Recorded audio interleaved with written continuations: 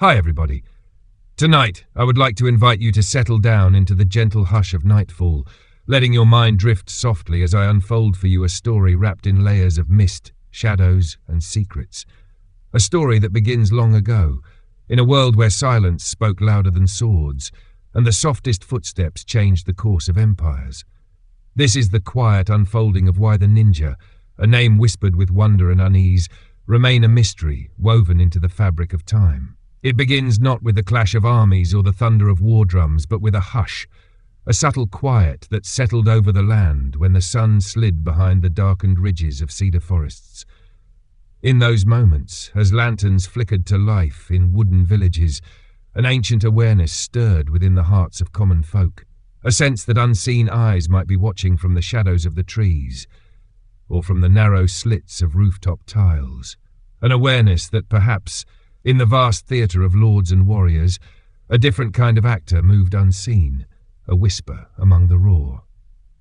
Long before the word ninja echoed in the alleys of Kyoto or the battlefields of feuding clans, there lived those who learned the art of the unseen. They were not born beneath gilded ceilings or trained in the sunlit courtyards of noble estates.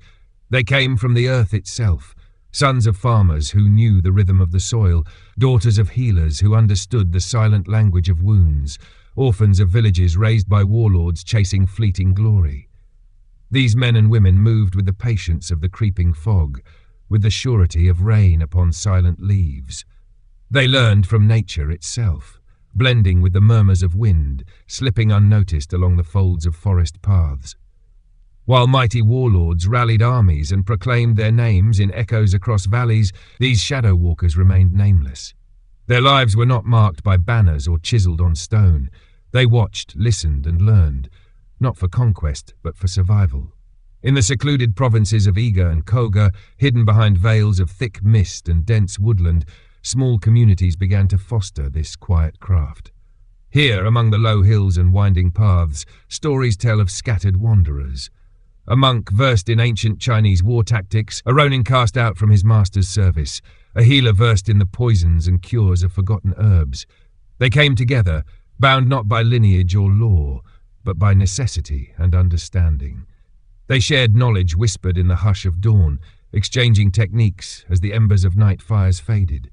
Skills of silent movement, of disguising one's intentions, of reading the subtle tells in a man's stance or voice.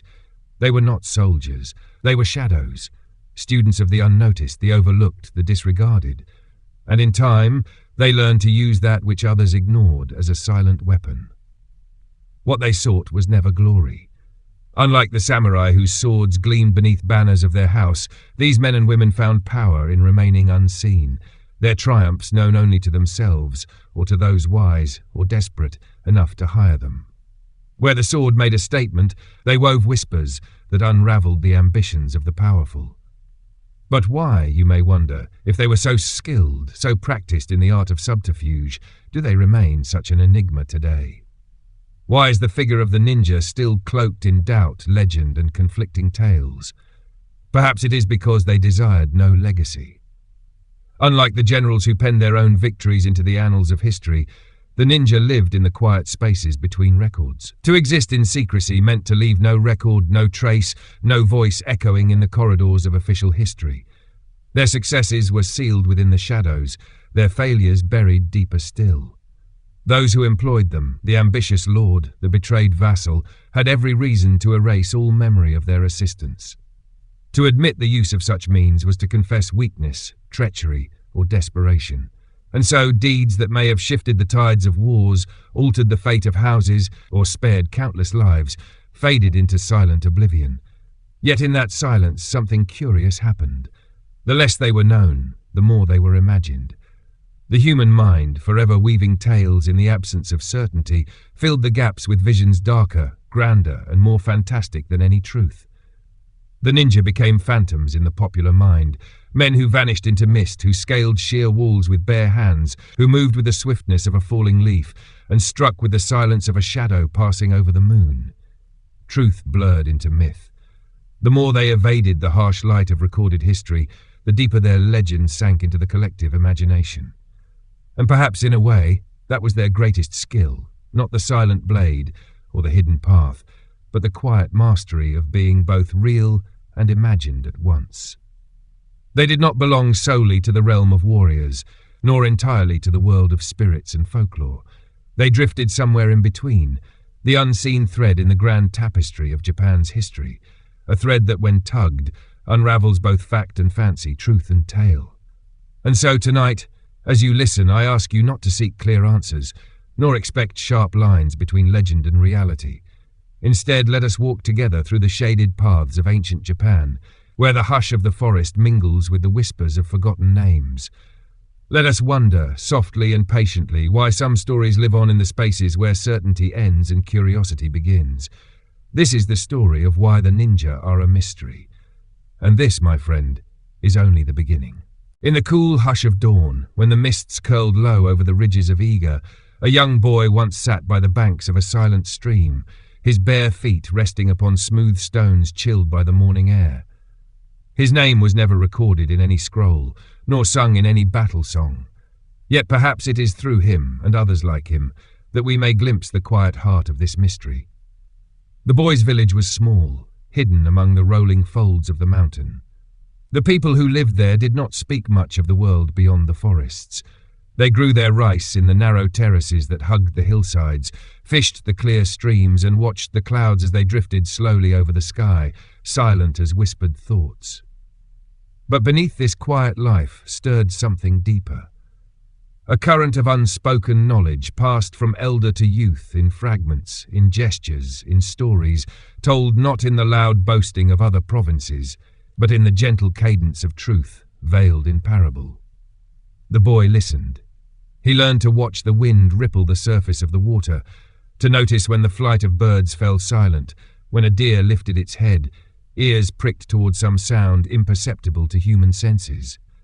His elders did not teach him with commands or strict lessons. They showed him by walking beside him in the forest at dusk, pausing without a word to observe the slightest bend of grass, the faintest crease of a footprint in soft earth. In time, the boy began to move as they moved, quiet as the shifting mist, patient as the falling leaf. He learned the art of waiting, the power of silence.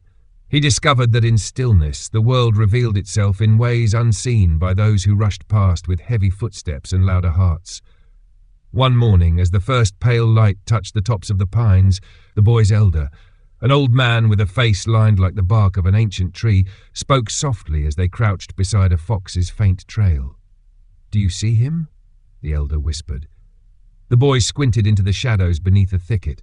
For a long moment he saw nothing but the tangled roots and low ferns. But then, with a breath slower than the wind, he noticed a shift of colour no larger than a falling petal, a glimmer of an eye among the leaves. The fox lay perfectly still, its gaze fixed upon them, unseen to all but those who knew how to look without seeking. The elder gave a slight nod. "He sees us because he waits. He waits because he listens. That is how we must be." And so the boy learned, not of swordplay, nor of the cries of battle, but of the silent art that would one day be called ninjutsu, though in that quiet village no one spoke the word aloud. For names had power, and in their world the greatest power lay in what remained unnamed. The villagers did not think of themselves as warriors or assassins. They were people who survived in a world ruled by chaos and ambition. And in that survival, they discovered that to remain unnoticed was to remain safe. To remain unknown was to remain free. In time, the boy became a young man, his footsteps leaving no more sound than the fall of a petal on soft earth. He could slip through a forest without stirring a bird from its perch, cross a village street with the invisibility of shadow. But he never thought of himself as a ninja. That word, in those days, belonged more to rumour than reality. It was the world beyond their valleys that would give the name shape and meaning. In the cities, where lords plotted beneath painted screens and rival clans sharpened their ambitions with every whispered rumour, the need for unseen hands grew. Messages had to be carried across enemy lines. Secrets stolen from the heart of guarded halls. Enemies watched from shadows. Betrayals executed with quiet precision. And so slowly the lords of distant provinces began to hear of the silent men from Iga and Koga, men who moved without sound, who struck without warning, who vanished without a trace. But even then, little was truly known. Stories spread faster than truth, weaving a tapestry of awe and suspicion. The lords would send envoys in secret, hoping to hire these unseen agents for tasks too delicate or too shameful for open hands. Yet the villagers of Iga and Koga never offered themselves easily. They served none but their own, choosing carefully when and if they would lend their skills. It was said among them that a man who sold his silence too often soon became a shadow himself, unwanted, unwelcome, alone. And so the legend grew, not because they sought it, but because they resisted it. In their refusal to explain, to reveal, to display, they became a mystery even to those who thought they commanded them. The ninja did not march beneath banners.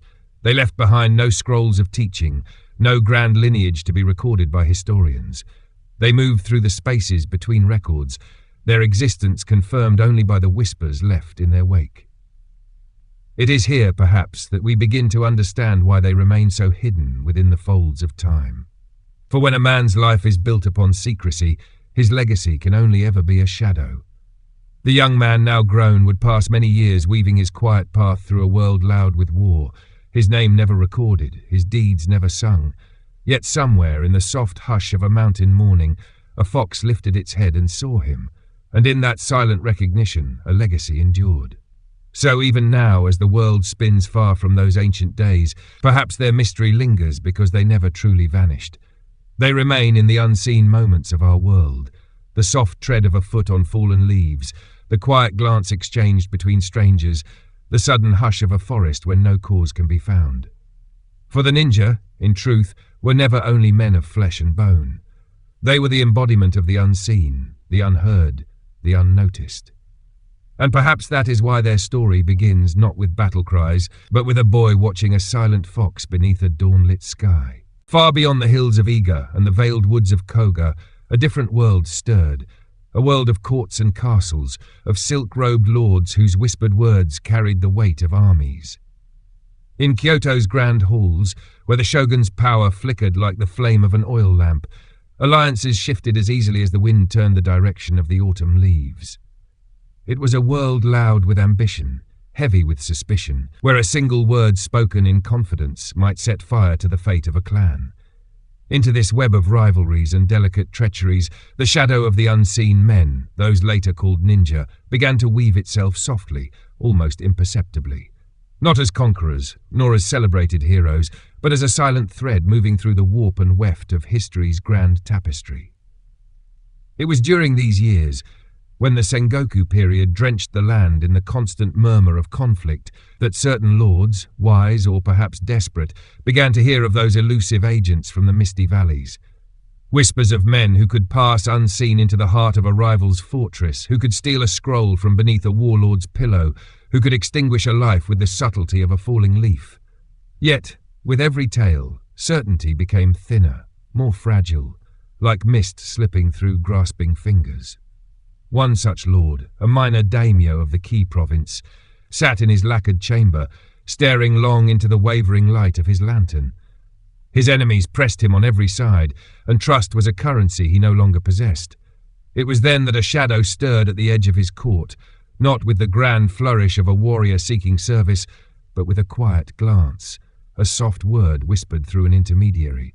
No name was given, no allegiance declared. The figure spoke only through others, and even those who served as messengers claimed they never saw more than a shadow slipping past a folding screen, a voice carried on a breath softer than wind. The daimyo, desperate and bound by fear, placed his hopes in this phantom. A letter, sealed with trembling fingers, was sent across the border to a rival's camp. Days passed, then weeks. The lord began to think himself a fool, the victim of rumor and false hope. Until, one moonless night, the rival's camp was thrown into disarray. Their plans, so carefully laid, unraveled with terrifying precision. A secret alliance exposed, a betrayal revealed. The enemy's strength withered before it could bloom. No soldier claimed the victory, no general boasted of clever maneuvers. Only a silent understanding passed among those few who dared whisper of it. The shadow had moved, unseen, and the balance of power had shifted. But the daimyo, even in his quiet triumph, knew better than to seek out the shadow who had served him. To inquire too deeply was to risk breaking the fragile thread of trust, or worse, drawing unwanted attention from forces neither he nor his rivals could control. And so the legend deepened. The ninja, if such they were called, did not serve as soldiers of fortune in the open fields of battle. They did not march beneath standards, nor announce themselves in the dusty scrolls of court historians. Instead, they operated in the thin spaces between loyalty and betrayal, between survival and oblivion. They were not bound by the oaths of the samurai, nor driven by the hunger for fame. In this world of shadows, information was both weapon and shield. A whispered secret could save a life or end a dynasty. A single word, delivered at the right moment, could tip the delicate balance of power. And those who lived within the folds of secrecy became the silent arbiters of fate, even as their names dissolved into the darkness. It is said that even among those who believed themselves masters of this shadow craft, few truly understood its heart. For it was never solely about stealth, nor mere assassination. It was the art of invisibility in a world obsessed with display. The skill of making oneself so insignificant, so ordinary, that no one would think to glance twice. The true ninja, perhaps, was not the masked figure scaling castle walls, but the servant carrying tea into a warlord's chamber, the merchant standing quietly in a market crowd, the priest offering silent prayers in a rival's garden. And therein lies a part of the mystery, one that cannot be captured by swordplay or smoky legends. The ninja hid not only in the shadows of places, but in the shadows of assumptions. They became what others overlooked, what the eye refused to see. Their mastery lay not in defeating guards or evading traps, but in never appearing as a threat in the first place. Such art cannot be recorded in manuals nor passed through rigid schools. It lives in the spaces between the written word, in the silent moments between glances. And perhaps that is why, even as tales of their feats drifted like wind-blown embers through the courts of Japan, so little could ever be truly known. The daimyo, like so many others, never spoke again of the shadow who had served him, perhaps out of respect, perhaps out of fear, or perhaps because in his heart he understood a truth deeper than any scroll could record, that some forces are shaped by silence, and that to name them is to risk dispelling their power. As the years passed, the wars raged on, armies rose and fell, fortunes were made and lost, yet in the quiet spaces between, the silent figures moved, unseen, unknown, yet forever present. And so even now, as we ponder their legend, perhaps we begin to see. The ninja remain a mystery not because they vanished, but because they were never fully there to begin with. They existed in the soft edges of certainty, in the shadowed corners of history's grand stage. And perhaps that is where they have always belonged. In the gentle stillness of twilight, when the lanterns glowed like distant fireflies along Kyoto's narrow streets, a different kind of war unfolded. One fought not with swords or banners, but with whispers, glances, and silent footsteps along rooftops slick with evening dew. Among the many tales passed from lips to eager ears in tea-houses and along the corridors of power, none carried more intrigue than those of the silent agents who moved unseen. Yet, for every tale of a shadow slipping past palace guards, there lingered tenfold more unanswered questions. One evening, beneath the dim light of a half-moon, a merchant of fine silks prepared to leave the city's western quarter. His business, respectable and well-known, had earned him entry into the halls of several lords. He smiled easily, bowed often, and spoke with the measured calm of a man accustomed to delicate negotiations. Few noticed how his journeys often coincided with the rise or fall of political alliances, nor how rumours followed in his quiet wake. That night, as he fastened the straps of his travel chest, a boy from the streets, a runner known to carry messages for the city's merchants, approached him. The boy bowed deeply, presenting a small token, a folded slip of paper, no larger than a coin, sealed with a mark few would recognize. The merchant's eyes rested on it for a moment. Unreadable. He took the slip, nodded, and without a word dismissed the boy. By morning, a powerful magistrate found himself stripped of influence, a scandal unfolding with quiet precision. Documents appeared, accurate, undeniable, and damning. Alliances shifted, and the city's silent war moved another step in a dance unseen by the masses. Was the merchant merely a cunning trader, or something more? Those who believed they understood the ways of the court whispered his name in awe, yet none dared confront him. He wore no weapon, bore no title of shinobi, yet his influence seemed to reach beyond the silken threads he sold. Perhaps he was one of them, a shadow in plain sight. Or perhaps he was a puppet moved by unseen hands. None could say. And therein lay the heart of the mystery. Unlike the samurai bound by codes and displayed for all to see, the agents of shadow thrived upon doubt and the shifting sands of rumor. Where a warrior's honor was proven by his name and deeds, the ninja's power grew stronger with every question that hung unanswered in the air. Who were they? What faces hid behind the veils of rumor? In truth, the ninja were not a single brotherhood nor a grand order governed by a mighty leader. They were a loose network of individuals and small groups, bound more by shared understanding than by formal allegiance. Each learned in their own way, often taught by family, mentors, or through observation. The art passed not by grand declaration, but by silent apprenticeship, a glance, a gesture, a task quietly performed. This lack of formal structure became their greatest shield. If one was captured, there was no great headquarters to reveal, no hidden scrolls to be found. Secrets lived only in hearts and minds, flickering flames impossible to grasp. And so, even when rival lords sought to capture or uncover them, they found only shadows, illusions that slipped between their fingers like drifting smoke. The warlord Oda Nobunaga, a man both feared and respected, would one day learn this truth bitterly. His campaigns across Japan sought to bring order through force and iron will, crushing resistance beneath his advancing armies. But even he, a man whose armies could break the strongest walls, found himself vexed by the quiet resistance of the eager warriors. It is said that Nobunaga's troops, hardened by years of conquest, entered the hills of Iga expecting an easy victory. They marched in with banners high and weapons drawn, only to find themselves beset by an enemy they could neither see nor catch. Supplies vanished in the night, scouts returned with false information, or did not return at all. Traps sprung where no hand seemed to lay them.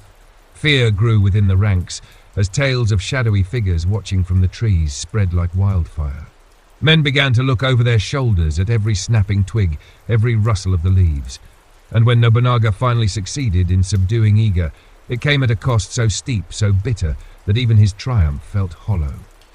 The ninja, it seemed, could be defeated in battle, but never entirely erased. They scattered like smoke before a strong wind, only to rise again in places unexpected. Even in victory, the shadow remained. And so, the question echoed louder with each passing year. Were these silent agents merely men trained in cleverness and stealth? Or did something deeper, something less easily understood, fuel their legend? Some spoke in hushed voices of ancient teachings brought from distant lands, of mountain hermits and hidden monks who passed on secret wisdom. Others claimed the ninja were born of nature itself, their senses honed beyond the limits of ordinary men. The truth, perhaps, lay somewhere in between. For in the heart of this quiet world, the line between myth and reality blurred until neither could be easily untangled from the other. The ninja became both legend and living presence, a mirror in which every fear, every hope, every curiosity was reflected back to the watcher. And as the merchant rode quietly out of Kyoto's western gate that morning, no guard stopped him, no eye lingered on his passing. Yet somewhere, perhaps in the shifting wind or the soft creak of a distant shutter, a presence lingered, a whisper of a world hidden in plain sight. And that is how the mystery deepened, not through grand battles or resounding victories, but in the silent spaces where doubt and wonder entwined like the curling mist over a sleeping city. In a quiet village nestled deep within the folds of Koga's wooded hills, there lived an elderly woman known only as Shino. Her face, weathered by years of sun and rain, bore the soft lines of one who had watched many seasons pass. Her hands, nimble and strong despite her age, tended a garden rich with rare herbs and silent blossoms. To most who passed by, she was nothing more than a healer, a woman of gentle words and quiet wisdom, known for her teas and soothing balms. But the villagers spoke in low tones when her name came up, especially when the mists hung heavy over the morning fields. For Shino, it was said, had once walked the unseen paths that ran beneath the surface of ordinary life. Her home, a modest dwelling framed by aged timber and shrouded by flowering vines, stood apart from the heart of the village. Travellers who sought her remedies would often find themselves lost in thought as they crossed her threshold, unsettled by how her eyes seemed to read more than they ought, as if peering gently into the folds of their souls. No one could say for certain where she had come from. She had appeared long ago, a young woman then, walking into the village on a soft spring morning with nothing but a pack upon her back and a quiet greeting on her lips. She spoke little of her past, and over time none dared ask. But in moments of rare confidence, whispered by the hearth's fading embers, stories emerged. They spoke of a time when Shino had walked among shadows, not as a warrior nor as a spy, but as something subtler still. A collector of fragments, a bearer of unseen knowledge, a listener. It was said she had once stood in the garden of a warlord's inner court, her hands folded as a servant, her eyes lowered in humble deference. And yet, in that position of seeming invisibility, she had gathered more secrets than any sword-wielding assassin could ever hope to claim. With a glance, a half-heard word, the tremor of a voice, she pieced together truths, veiled even from those who spoke them. Some said it was she who uncovered the plot that toppled a minor lord's household, though her name was never mentioned in any account. Others whispered that an alliance once thought unbreakable had crumbled because of a single phrase quietly uttered in her presence, carried on to the right ears with perfect timing. But Shino herself never spoke of such things. Her life flowed like the quiet stream beside her home, steady, unassuming, yet deep beyond measure. Children came to her for sweets, travellers for healing herbs. None knew that they stood before a woman who had once been the silent thread within a tapestry of power and intrigue. One crisp autumn evening, as the scarlet leaves fell in gentle showers from the maple trees, a young girl from the village sat beside Shino beneath the wooden eaves. The girl, curious and bold in the way of youth, finally voiced the question that lingered in many hearts. "Oba-san, were you ever a ninja?" Shino smiled, her eyes soft as the twilight sky. She reached out, plucked a single red leaf from where it had landed upon the girl's sleeve, and held it up to the fading light. "What is a ninja, child?" she asked gently. The girl hesitated. "Someone who hides in the shadows. Who spies. Who fights in secret." Shino's gaze lingered on the leaf, its edges trembling slightly in the evening breeze. "There are many shadows in this world," she whispered. "Some born of night, some born of fear, but some are born within us. The true ninja does not merely move unseen by the eyes of others. She moves unseen by the eyes of her own doubts, her own pride." The girl frowned, her young mind wrestling with the words. Shino smiled again, setting the leaf afloat upon the surface of a shallow water basin beside them. "A leaf falls," she said softly. "The wind stirs, and none notice. Yet the world changes in 1,000 ways because of it." They sat together in silence for a long time, watching as the leaf drifted slowly with the water's gentle current. In that simple moment, perhaps, lay the quiet essence of the unseen path. For the ninja's art was never solely about fighting, nor even about spying. It was about understanding the subtle threads that connected all things, the glance exchanged between strangers, the silent decision made in a heartbeat, the ripple of consequence spreading from a single unnoticed act. To become unseen was to understand that power lies not in dominance, but in the quiet influence of the unnoticed. And so, Shino's life became a living parable of this truth. She never vanished in a puff of smoke, never scaled castle walls in the dark of night. At least none could say for certain. But in her stillness, her presence, she embodied a mastery deeper than any tale of battle or theft. The villagers, whether they realized it or not, lived within the quiet reach of her unseen influence. Disputes softened before they could harden into hatred. Quarrels ended with quiet words whispered at the right moment. The balance of the village, fragile and precious, endured not through force, but through a gentle hand upon the wheel, one most never saw nor even guessed at. And perhaps that is the greatest mystery of all, that those who truly walk the hidden path leave behind no scars, no marks, no tales to boast of. They become the soft current beneath the surface of life's stream, guiding its course without ever drawing the eye. As the night deepened, and the stars blinked softly into the darkened sky, Shino rose with slow grace. She patted the girl's shoulder gently before turning back toward her quiet home. And as the girl watched her disappear into the soft glow of the hearthlight, she wondered, Not for the first time whether the true ninja had always been walking beside her.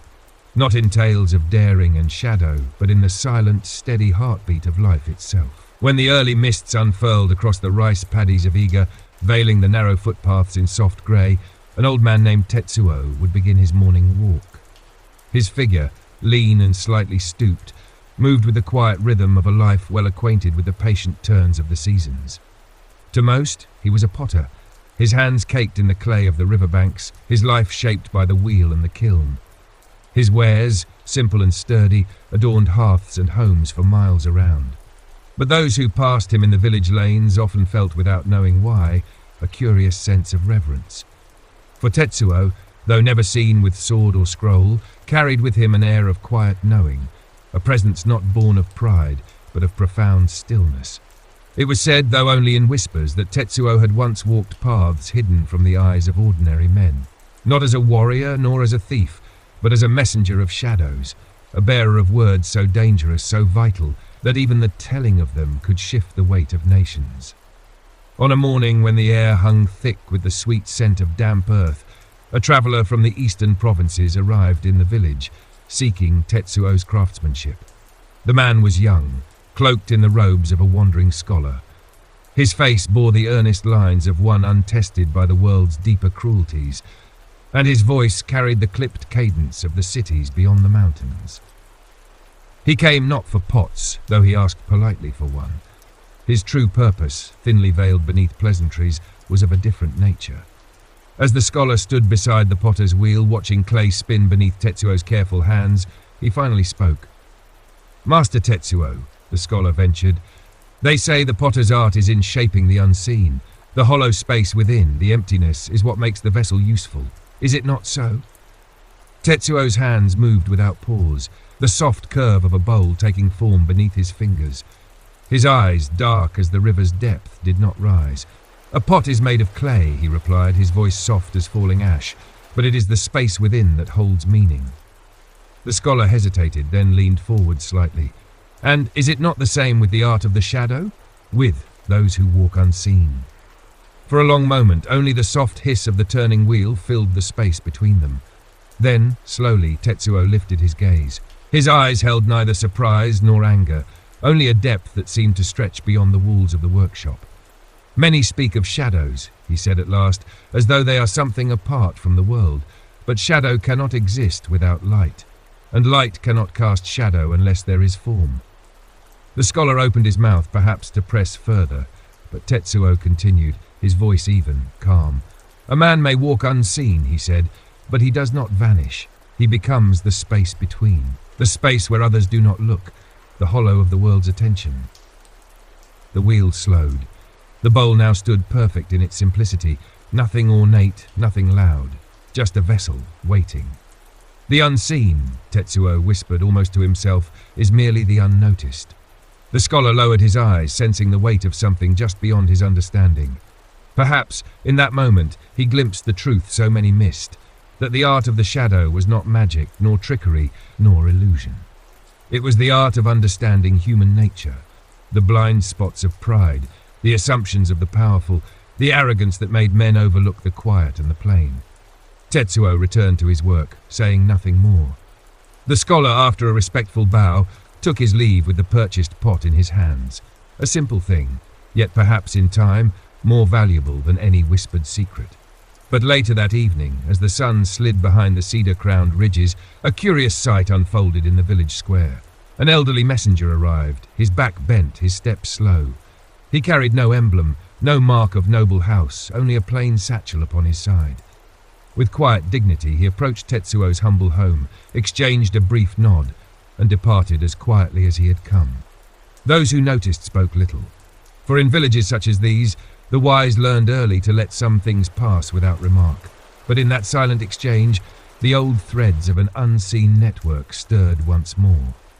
It was said that Tetsuo, in younger years, had carried messages that travelled not along roads, but along the silent paths between words, between the gaze of men, between the pages of unwritten histories.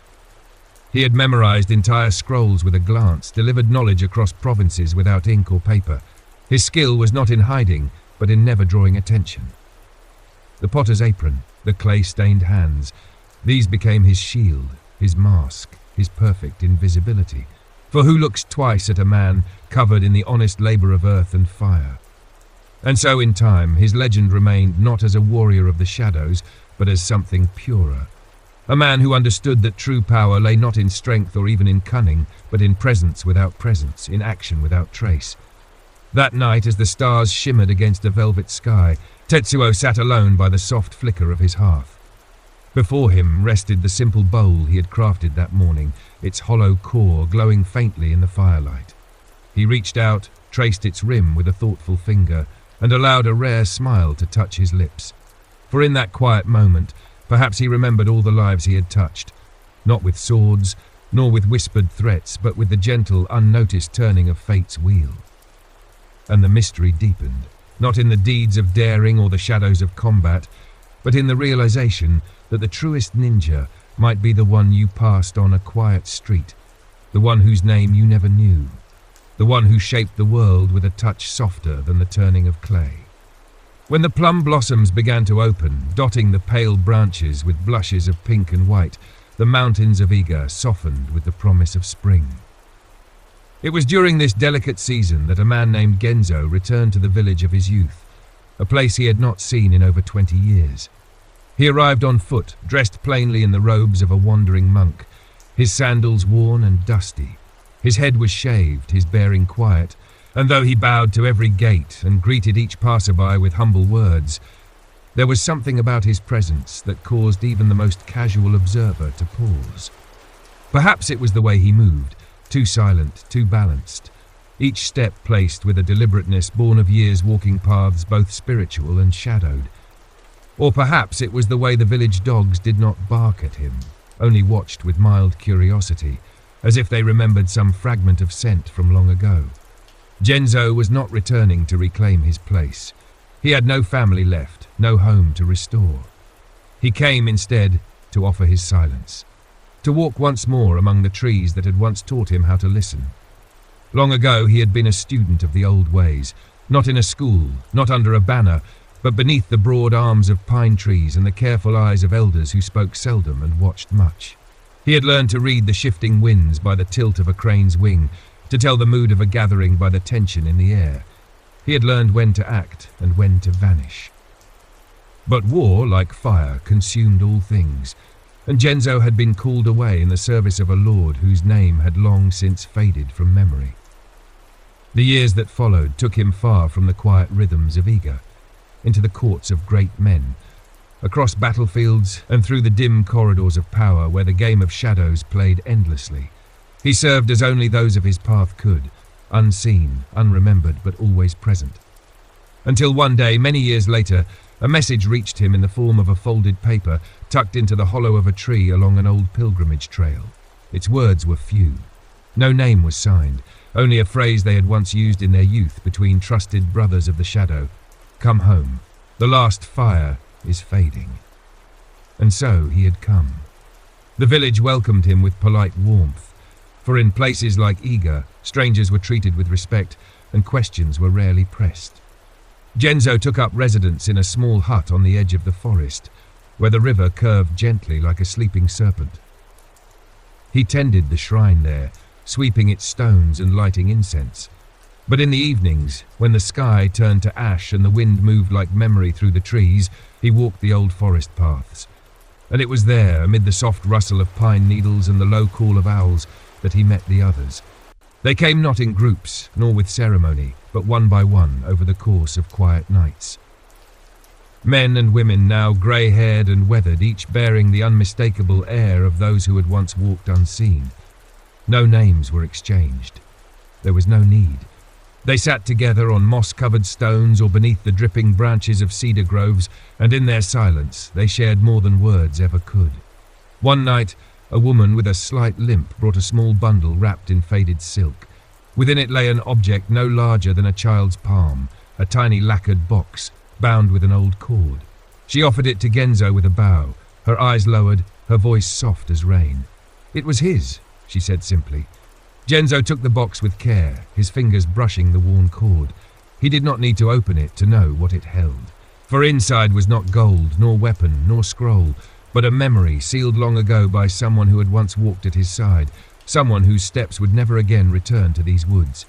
They sat that night in silence, the box resting between them like a final story untold.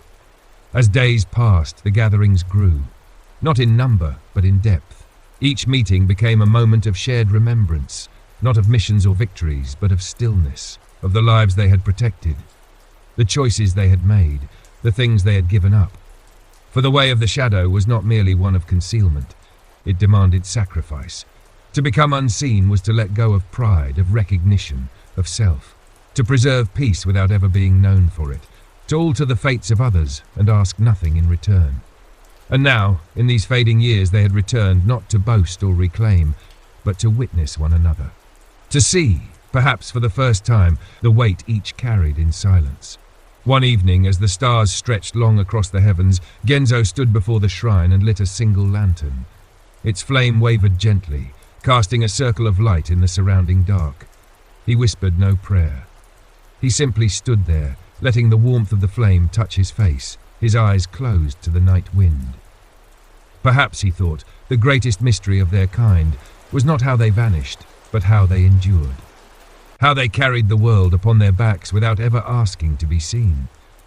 And perhaps that was the true legacy of the ninja, not the knife in the dark, not the silent footstep, but the quiet strength of those who served without glory, who protected without credit, and who vanished without complaint. In the morning, the plum blossoms would bloom again, and the wind would carry their scent down into the valley, where no one would remember the names of those who watched from the shadows, only that, somehow, peace had endured a little longer. The rains came softly that spring, falling in slender threads from a sky dulled to a soft grey. In the damp hush of morning, the village of Iga stirred beneath the quiet weight of the season, its rooftops slick with rain, its earthen paths softened by the touch of water. Among the many who moved through this gentle veil of drizzle, few noticed the figure of a man named Saburo, his head bowed beneath a woven straw hat, his steps slow, measured and silent. To the world, Saburo was nothing more than a charcoal burner. His home, a humble hut tucked near the edge of the forest, smoked gently in the mornings as he tended the slow, careful craft of turning wood into the lifeblood of the hearths and forges beyond the valley.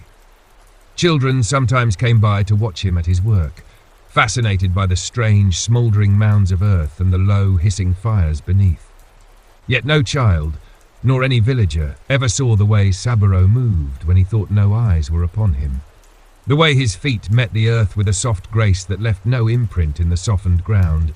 The way his hands worked not only with strength, but with a precision so delicate it seemed as though he coaxed the fire and smoke rather than commanded them. Saburo's craft taught him patience. The making of charcoal was not a work of haste or force, but of quiet mastery over time and elements. Wood gathered in careful measure, fires tended with constant attention, smoke controlled with the lightest touch. Too little heat and the wood would rot, too much and it would crumble to ash. It was a craft of balance, of control, of understanding when to act and when to wait. Perhaps it was no coincidence that Saburo had once applied these same lessons beyond the quiet ring of his hearth. Long before his hands were blackened with soot and his clothes scented with smoke, Saburo had been known among certain circles as a man of uncommon skill, not in the way of swords, nor in the art of deceit, but in the patient unfolding of plans that rippled outward like the slow spread of smoke. In the years when the warlords sent envoys to the shadowed paths of Iga, seeking the unseen hands to turn the tides of conflict, Saburo's name had never appeared on a list, never passed from mouth to ear in the common way of men seeking allies. Yet his influence moved like an unseen current beneath the affairs of the world. It was Saburo who once, according to whispered accounts, stood upon a bridge in a town far from Iga, dressed as a common porter, while an enemy courier passed by unknowing. A slip of paper changed hands in a gesture no different from the shifting of a shoulder pack, and within days a planned betrayal in a rival lord's house unravelled before it began. It was Saburo who, in a crowded marketplace of Kyoto, handed a folded cloth to a fishmonger, one marked with a single unnoticed thread of red, that warned of an impending ambush on a noble's caravan, saving lives without a single sword drawn. But most of all, it was Saburo who understood the true nature of influence, that it did not roar, nor command, nor parade itself beneath banners. Influence moved with the weight of a whisper, the subtle shift of attention, the unseen hand guiding events from within the natural flow of things. And now, in the quiet of his later years, Saburo moved among the villagers as one of them, not apart, not above, simply present. He offered charcoal for cooking, repaired a fence when needed, shared a meal when invited. And all the while the quiet threads of unseen connection stretched outward from his simple hut into the lives of those around him. A farmer quarrelled with his neighbour over a boundary line, but found his anger softening after Saburo shared a jug of warm sake on a rain-washed evening. A young man, tempted by the reckless calls of distant recruiters, turned back toward his village after a silent nod from the charcoal burner who offered him work splitting logs. None of these acts were grand. None called attention. Yet each shaped the quiet weave of the village's peace, like the careful tending of a slow-burning fire. One evening, as the rain eased into a fine mist, Saburo sat beneath the open eaves of his hut, watching the smoke rise in slender coils into the softening sky. A young woman, recently widowed by a skirmish far from the valley, approached with a bundle of damp wood upon her back. She sought his help, not for fire, but for something quieter still. Her voice, soft and trembling, spoke of fears that her husband's former comrades, emboldened by grief and drink, meant to claim her home as their own.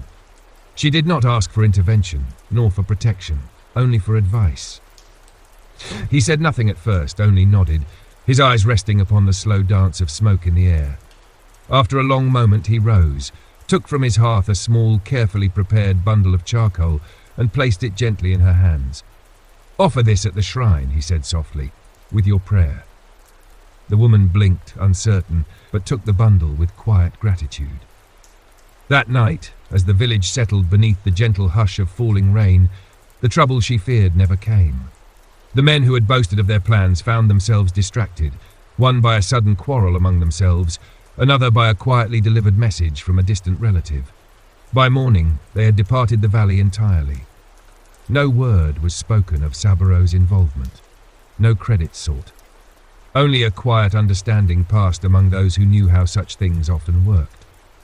In the soft breath of dawn, the widow placed the offering upon the shrine as Saburo had advised, her heart lighter than it had been in many weeks. And somewhere beyond the veil of mist and memory, the quiet hand of a man who shaped the world with smoke and patience rested once more upon the unseen threads of life's tapestry. For in the end, perhaps the mystery of the ninja is not in the feats they performed nor the battles they fought, but in the lives they touched, quietly, gently, without ever leaving a trace. And Saburo, like the slow smoke of his charcoal fires, drifted on, part of a legacy unseen, yet deeply felt by all who crossed his path. In the heart of Koga's dense forest, where the trees grew tall and their branches knitted a green canopy against the sky, there lived a man known simply as Jobei. His name carried little weight beyond the village paths, whispered more as a kind curiosity than as a subject of awe.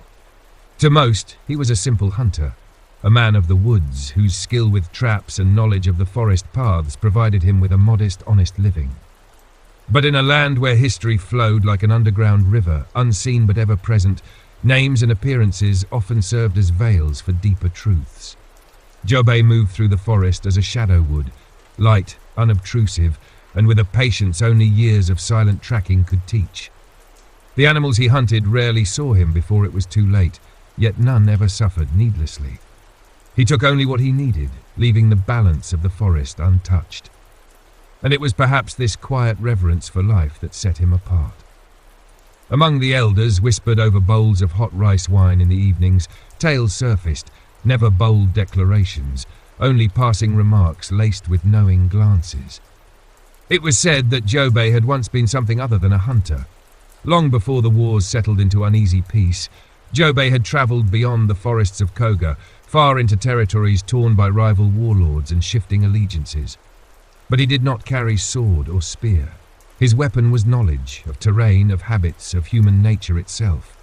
It was he, some murmured, who once guided a band of emissaries through enemy lines without a single trace left behind, not even a crushed leaf, not a single disturbed stone. They arrived in a distant castle hours before dawn, delivering news that averted a bloody ambush.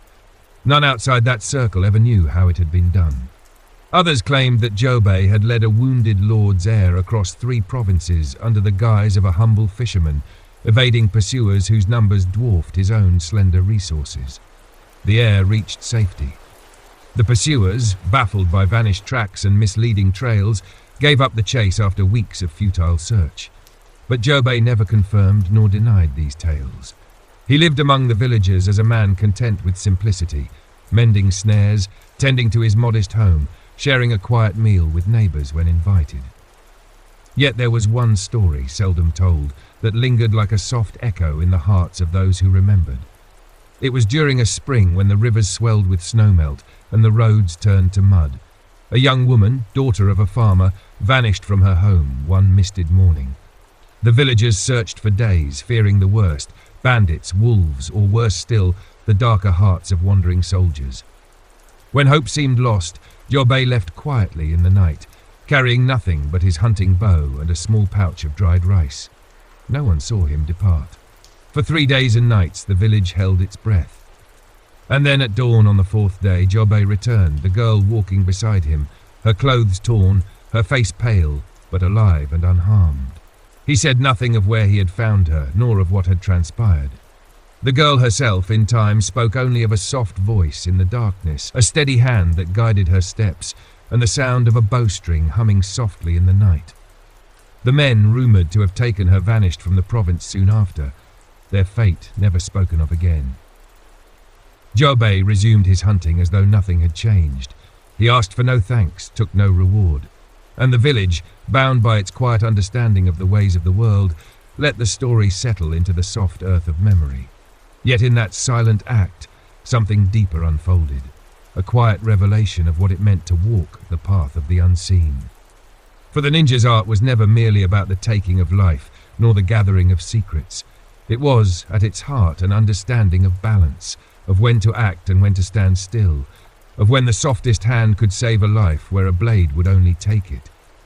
Jobei, in his silent way, lived that truth. He showed that mastery was not in grand gestures or whispered legends, but in the quiet acts of courage that asked nothing in return. He remained a hunter, a neighbour, a quiet presence upon the forest's edge.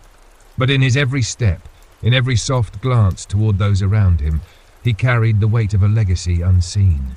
A legacy that stretched beyond the borders of villages and provinces into the deeper heart of what it meant to serve without seeking. One rainy evening, a young boy, curious and bold, approached Jobei as he cleaned his simple bow beneath the overhang of his roof. "Jobei-san," the boy asked, "how do you always know where to find what's lost?" Jobei looked at him, his hands steady on the bowstring, his expression soft beneath the fading light. "You only find," he said quietly, "what you are willing to look for without fear." The boy frowned, not fully understanding. But perhaps in the years to come, the lesson would sink deeper than words ever could. For in that single sentence lay the heart of the mystery, a heart that pulsed quietly beneath the tales of shadow and secrecy. And as the rain whispered against the leaves, Jobei set his bow aside and watched the clouds drift over the sleeping forest, a silent guardian of a world that would never know his name. Beneath the waning moonlight of a distant century, where mist lay low upon the mountain paths and the rustle of pine boughs whispered secrets to the stars, the tale of the shinobi continued to unfold, not with the clarity of a herald's proclamation, but in shadowed silences and fragments half remembered. It was in this twilight between fact and legend that the true nature of the ninja remained ever elusive. The 10th part of this gentle voyage leads us to a village cloaked in anonymity, nestled deep within the folds of Iga province, a place where names were seldom spoken aloud, and the eyes of children learned early to follow the wind rather than the voice. Here the mountains did not echo, and the trees themselves seemed sworn to silence. It was said that this quietude bred more than peace. It fostered secrecy, and in secrecy the shinobi found their cradle. In a modest dwelling carved into the earth, lit only by the glow of a single hanging lantern, a young woman named Kana knelt beside a worn straw mat. She was neither soldier nor spy, not by training nor desire. Yet her blood traced back to those who had vanished into clouds of ash and leaf, silent ancestors who had walked unseen across palace rafters and through enemy camps. She had heard the stories not in boastful songs or painted scrolls, but in fragments of memory passed through generations, each tale more riddle than recounting. Her grandfather, an aged gardener whose hands bore the marks of 1,000 seasons, had told her the most peculiar tales on winter nights when the snow pressed gently against the shutters. The wind, he would say, knows more about the ninja than any man. And when she asked what he meant, he'd only chuckle, as if the answer might blow through the bamboo eaves if one only listened with their heart. It was during one such winter, as the first frost laced the stone paths and the frogs had long gone silent, that Kana found herself drawn to a crumbling structure beyond the edge of the village, an old shrine once dedicated to a forgotten deity of concealment. The locals avoided it, not out of fear, but reverence perhaps, or a deeply rooted instinct not to tread too loudly where shadows slept. She stepped carefully, her straw sandals muffled against the moss-covered stones. The shrine's timbers creaked under the weight of years, yet within its decay there lay an untouched scroll box, sealed with a simple cord and a charm that bore a spiral, an ancient symbol of the hidden path. Her fingers trembled as she undid the knot, not from fear, but from the quiet thrill that she might glimpse a world deliberately kept veiled. The scroll within was no battle record, no doctrine of tactics or poisons. It was a story, handwritten in an elegant, fluid hand, the ink faded but legible. It began not with a name or date, but a question. What is it to vanish? Thus began a series of meditations, part memory, part instruction, part lament. The writer, unnamed but unmistakably shinobi, spoke not of killing or conquest, but of fading, of slipping between glances, of becoming part of the world without drawing upon it. A true shinobi, the scroll read, does not oppose the river. They become its current, unseen and constant. Kana read on, night after night, learning not of weapons, but of awareness. The scroll spoke of watching how a crow tilts its head before flight, how dew clings longer on the leaves that lie in shadow. These observations, mundane to most, were in the eyes of the writer the keys to mastery, not over others, but over the self. There was a passage she returned to often, even in later years when the ink had faded more. To hide is not to disappear. It is to become part of that which no one notices, the breath between words, the hush before the storm. To be shinobi is to live in the space between stories. This idea stayed with her long after the scroll was returned to its resting place, long after the lanterns of her youth dimmed and were replaced by newer, harsher lights. She began to see the world not as one of clear borders and identities, but of layers, of veils gently pulled over one another. And in this understanding, the mystery of the ninja deepened rather than dissolved. For she realized then what perhaps many had overlooked, that the shinobi were never meant to be fully understood. Their very essence was designed to elude comprehension, not out of arrogance, but as a kind of spiritual discipline.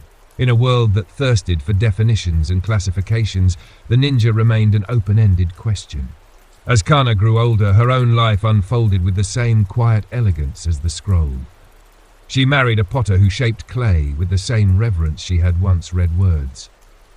They raised a son who listened closely to birdsong and learned to walk soundlessly on forest trails. Yet she never claimed the title her ancestors bore. She wore no mask, carried no blade. And yet, there were moments when travellers would pass through the village and speak of a figure who moved like smoke, who warned of danger or led the lost back to their paths. No one ever saw her face clearly. In this way, the story of the ninja did not end in Kana's time. It simply changed garments, stepped behind another screen. Just as the scroll had predicted, it lived in the space between stories. And so, as the lanterns are dimmed once more, and the hush of midnight settles across the old stones of Iga, the question lingers still. What is it to vanish, to live without leaving footprints, to matter without being seen? The answer, like the ninja themselves, is never far, but never fully found.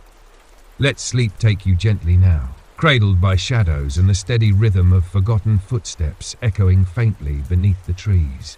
The wind rolled softly across the quiet valleys of Iga, threading through groves of cedar and pine, carrying with it whispers of a past that refused to settle into the soil. In that soft hush, as dawn trembled upon the horizon with a gentle silver glow, the story unfolded again. This time in the quiet heart of a traveller named Masaru. Masaru was neither a warrior nor a scholar. His hands bore the coarse strength of a merchant's labour, trading silks and spices between the coastal towns and the mountain enclaves. Yet even in his common life, curiosity had been his silent companion, and it was curiosity, more than coin or comfort, that guided his footsteps one mist-laden morning toward a path unmarked on any map.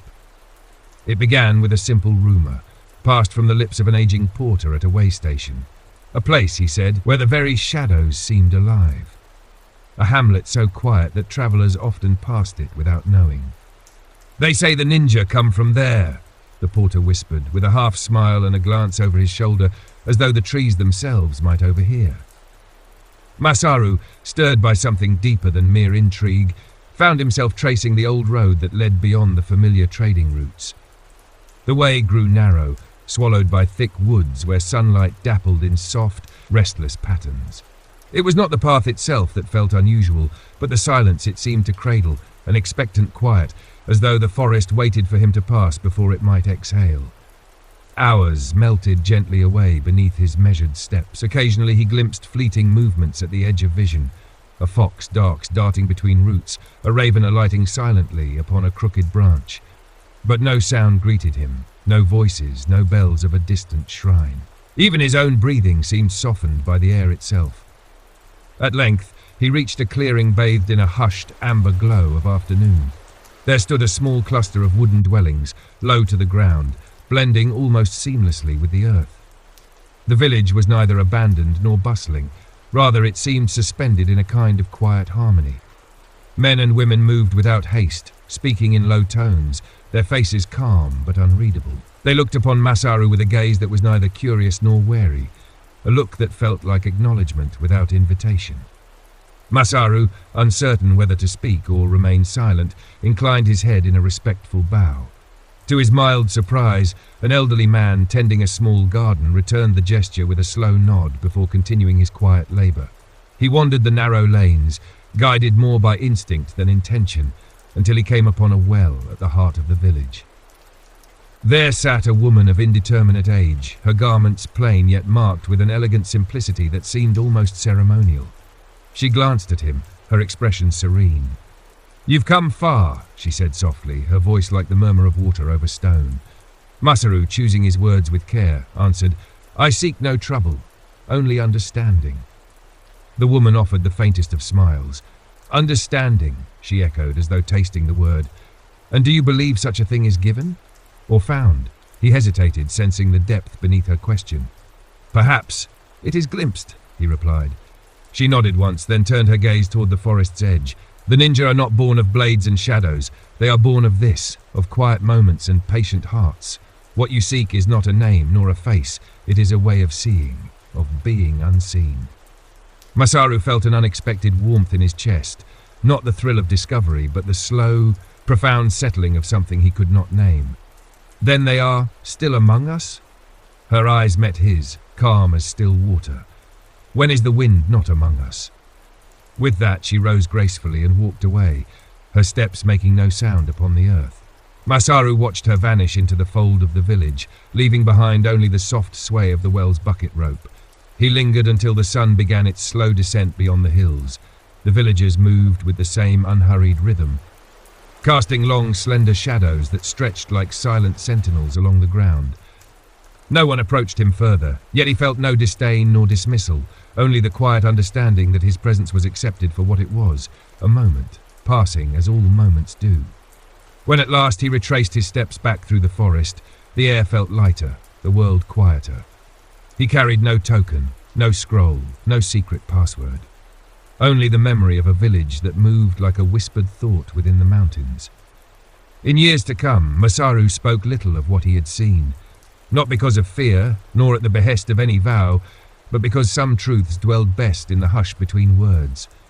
And when, in later travels, he heard others speak of ninja, of their blades, their battles, their vanishing acts, he would smile softly to himself, for he had seen a different truth. The ninja were not a shadowed force bent on violence, nor phantoms of whispered dread. They were the keepers of a quiet art, the art of being part of the world so completely that the world itself forgot to notice. And so the mystery deepened, as soft and steady as the breath of the wind. For every time a story ended, a question began anew, and in that endless dance of seen and unseen, the shinobi remained forever beyond reach, yet quietly present, like the gentle hush that comes before sleep. The gentle hush of the forest did not break with the passing of years. Time flowed around the hidden places of the world like a slow, meandering river, always moving, yet leaving certain stones untouched beneath its surface. And it was within such untouched moments that the legacy of the shinobi seemed to linger, not in defiance of time, but in harmony with it. Far from the merchant routes and the guarded castles, beyond the gaze of daimyo and the ambitions of warlords, there lived a man named Saito, a quiet scribe in the service of a minor provincial temple. His life was a simple one, defined by the steady brushstrokes of ink upon parchment, the soft rustle of scrolls being unfurled, and the calming cadence of monks chanting beneath cedar rafters. Yet within his heart, Saito bore a question that neither ink nor prayer could answer, a question seeded by a fleeting memory of his childhood. When Saito had been but a boy of 7 summers, his village had awoken to a strange sight. Upon the open ground near the communal well lay a banner, not of a clan, nor a house, but of a dark cloth embroidered with a single silver spiral. No one claimed it. No messenger arrived to explain its presence. The elders took it away with hushed voices, burying it deep within a chest, as if its mere existence stirred something ancient and unspoken. That banner had remained in Saito's thoughts ever since, curling like smoke at the edges of his mind. Years passed, and the boy became a man, his curiosity tempered by the quiet duties of monastic life. Yet on moonlit nights, when the temple grounds lay wrapped in silver mist, he would often sit by the lotus pond and wonder about the silent hands that had left that mark upon his world. What kind of shadow passed through a village unseen, leaving nothing behind but a symbol, and a silence that lingered long after? One summer evening, as the air hung thick with the scent of wisteria, Saito found himself summoned to the abbey's library to assist a visiting scholar. The man arrived cloaked in a traveller's robe, his face half concealed beneath a broad straw hat. He spoke little, asking only for ink, brush, and a space to work. For hours he pored over ancient texts with a quiet intensity that both intrigued and unsettled Saito. The stranger's hands moved with the precision of a master calligrapher, yet his strokes bore symbols unfamiliar even to Saito's learned eye. Unable to contain his curiosity, Saito ventured a gentle question.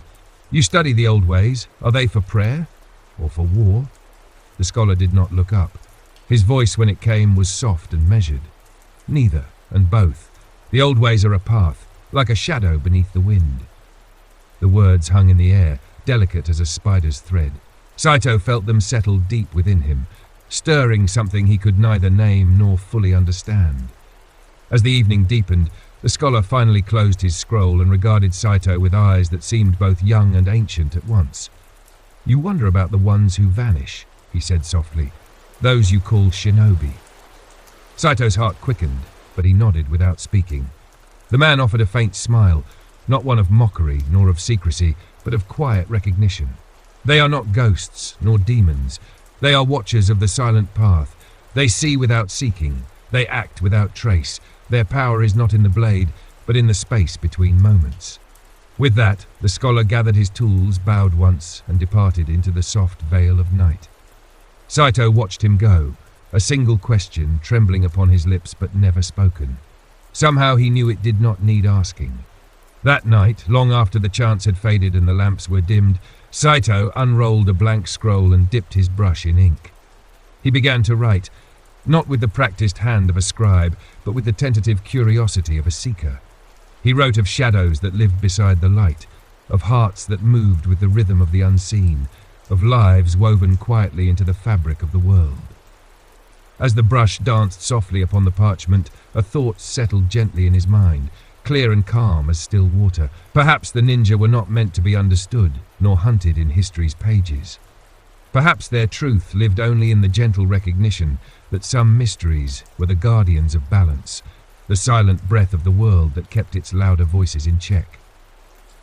In the years that followed, Saito continued his quiet life at the temple, a scribe among monks, a keeper of words in a world often hungry for swords. Yet in his writings, scattered among prayers and chronicles, traces of something else began to emerge, a deeper understanding, woven not in declarations but in soft, thoughtful reflections. Those who read his work spoke of a peace they could not explain, a sense of being held within something greater than themselves. And though he never again saw the scholar, nor glimpsed the silent banners of the hidden ones, Saito knew he had been touched by the quiet art of their existence.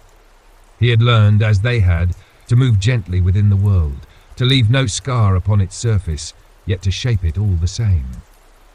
So it was that the mystery of the ninja deepened, not as a riddle to be solved, but as a gentle invitation to see the unseen, to walk softly upon the earth and to embrace the spaces between stories. And like the soft turning of a scroll in a silent chamber, that story continued its endless unfolding, forever present, forever beyond the reach of certainty, inviting all who dared to listen with a heart unburdened by answers. The seasons drifted softly over the land, folding one upon another like silk layers drawn gently over a sleeping form.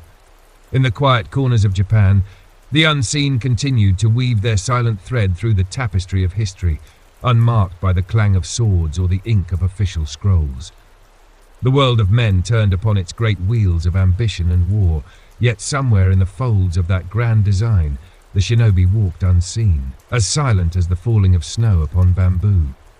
It was in the province of Koka, nestled beside the silent lakes and forests that mirrored Iga's quietude, where another fragment of this elusive tale unfolded, not with the sharp strike of action, but with the soft persistence of curiosity. There lived a potter named Ichiro, whose craft was known not for ornate beauty, but for a subtle perfection that felt almost accidental. His bowls and cups bore no grand patterns, no gilded rims. Instead, they fit gently in the hand, their surfaces smooth and balanced, their colours muted yet rich with an unspoken depth. To those who asked of his skill, Ichiro would smile with quiet modesty and say only, "Clay knows how it wishes to be shaped." Few pressed him further, for in those days, wisdom often hid in simplicity. Yet behind his serene exterior, Ichiro harboured questions he could not shape as easily as his wares. As a boy, he had watched a figure in the mist, a fleeting shadow upon the rice paddies at dawn. The figure moved with such grace that it seemed almost part of the morning fog, gliding across the embankments without disturbing a single stalk of grain. The memory never left him, lingering in the silent rhythm of his wheel, in the soft hush of water over clay. Years later, Ichiro met an old man who came to his shop at dusk. The visitor's garments bore the wear of many roads, his eyes carrying a stillness that felt both calming and unsettling. He examined a simple teacup with long, slender fingers, turning it slowly beneath the last light of the setting sun.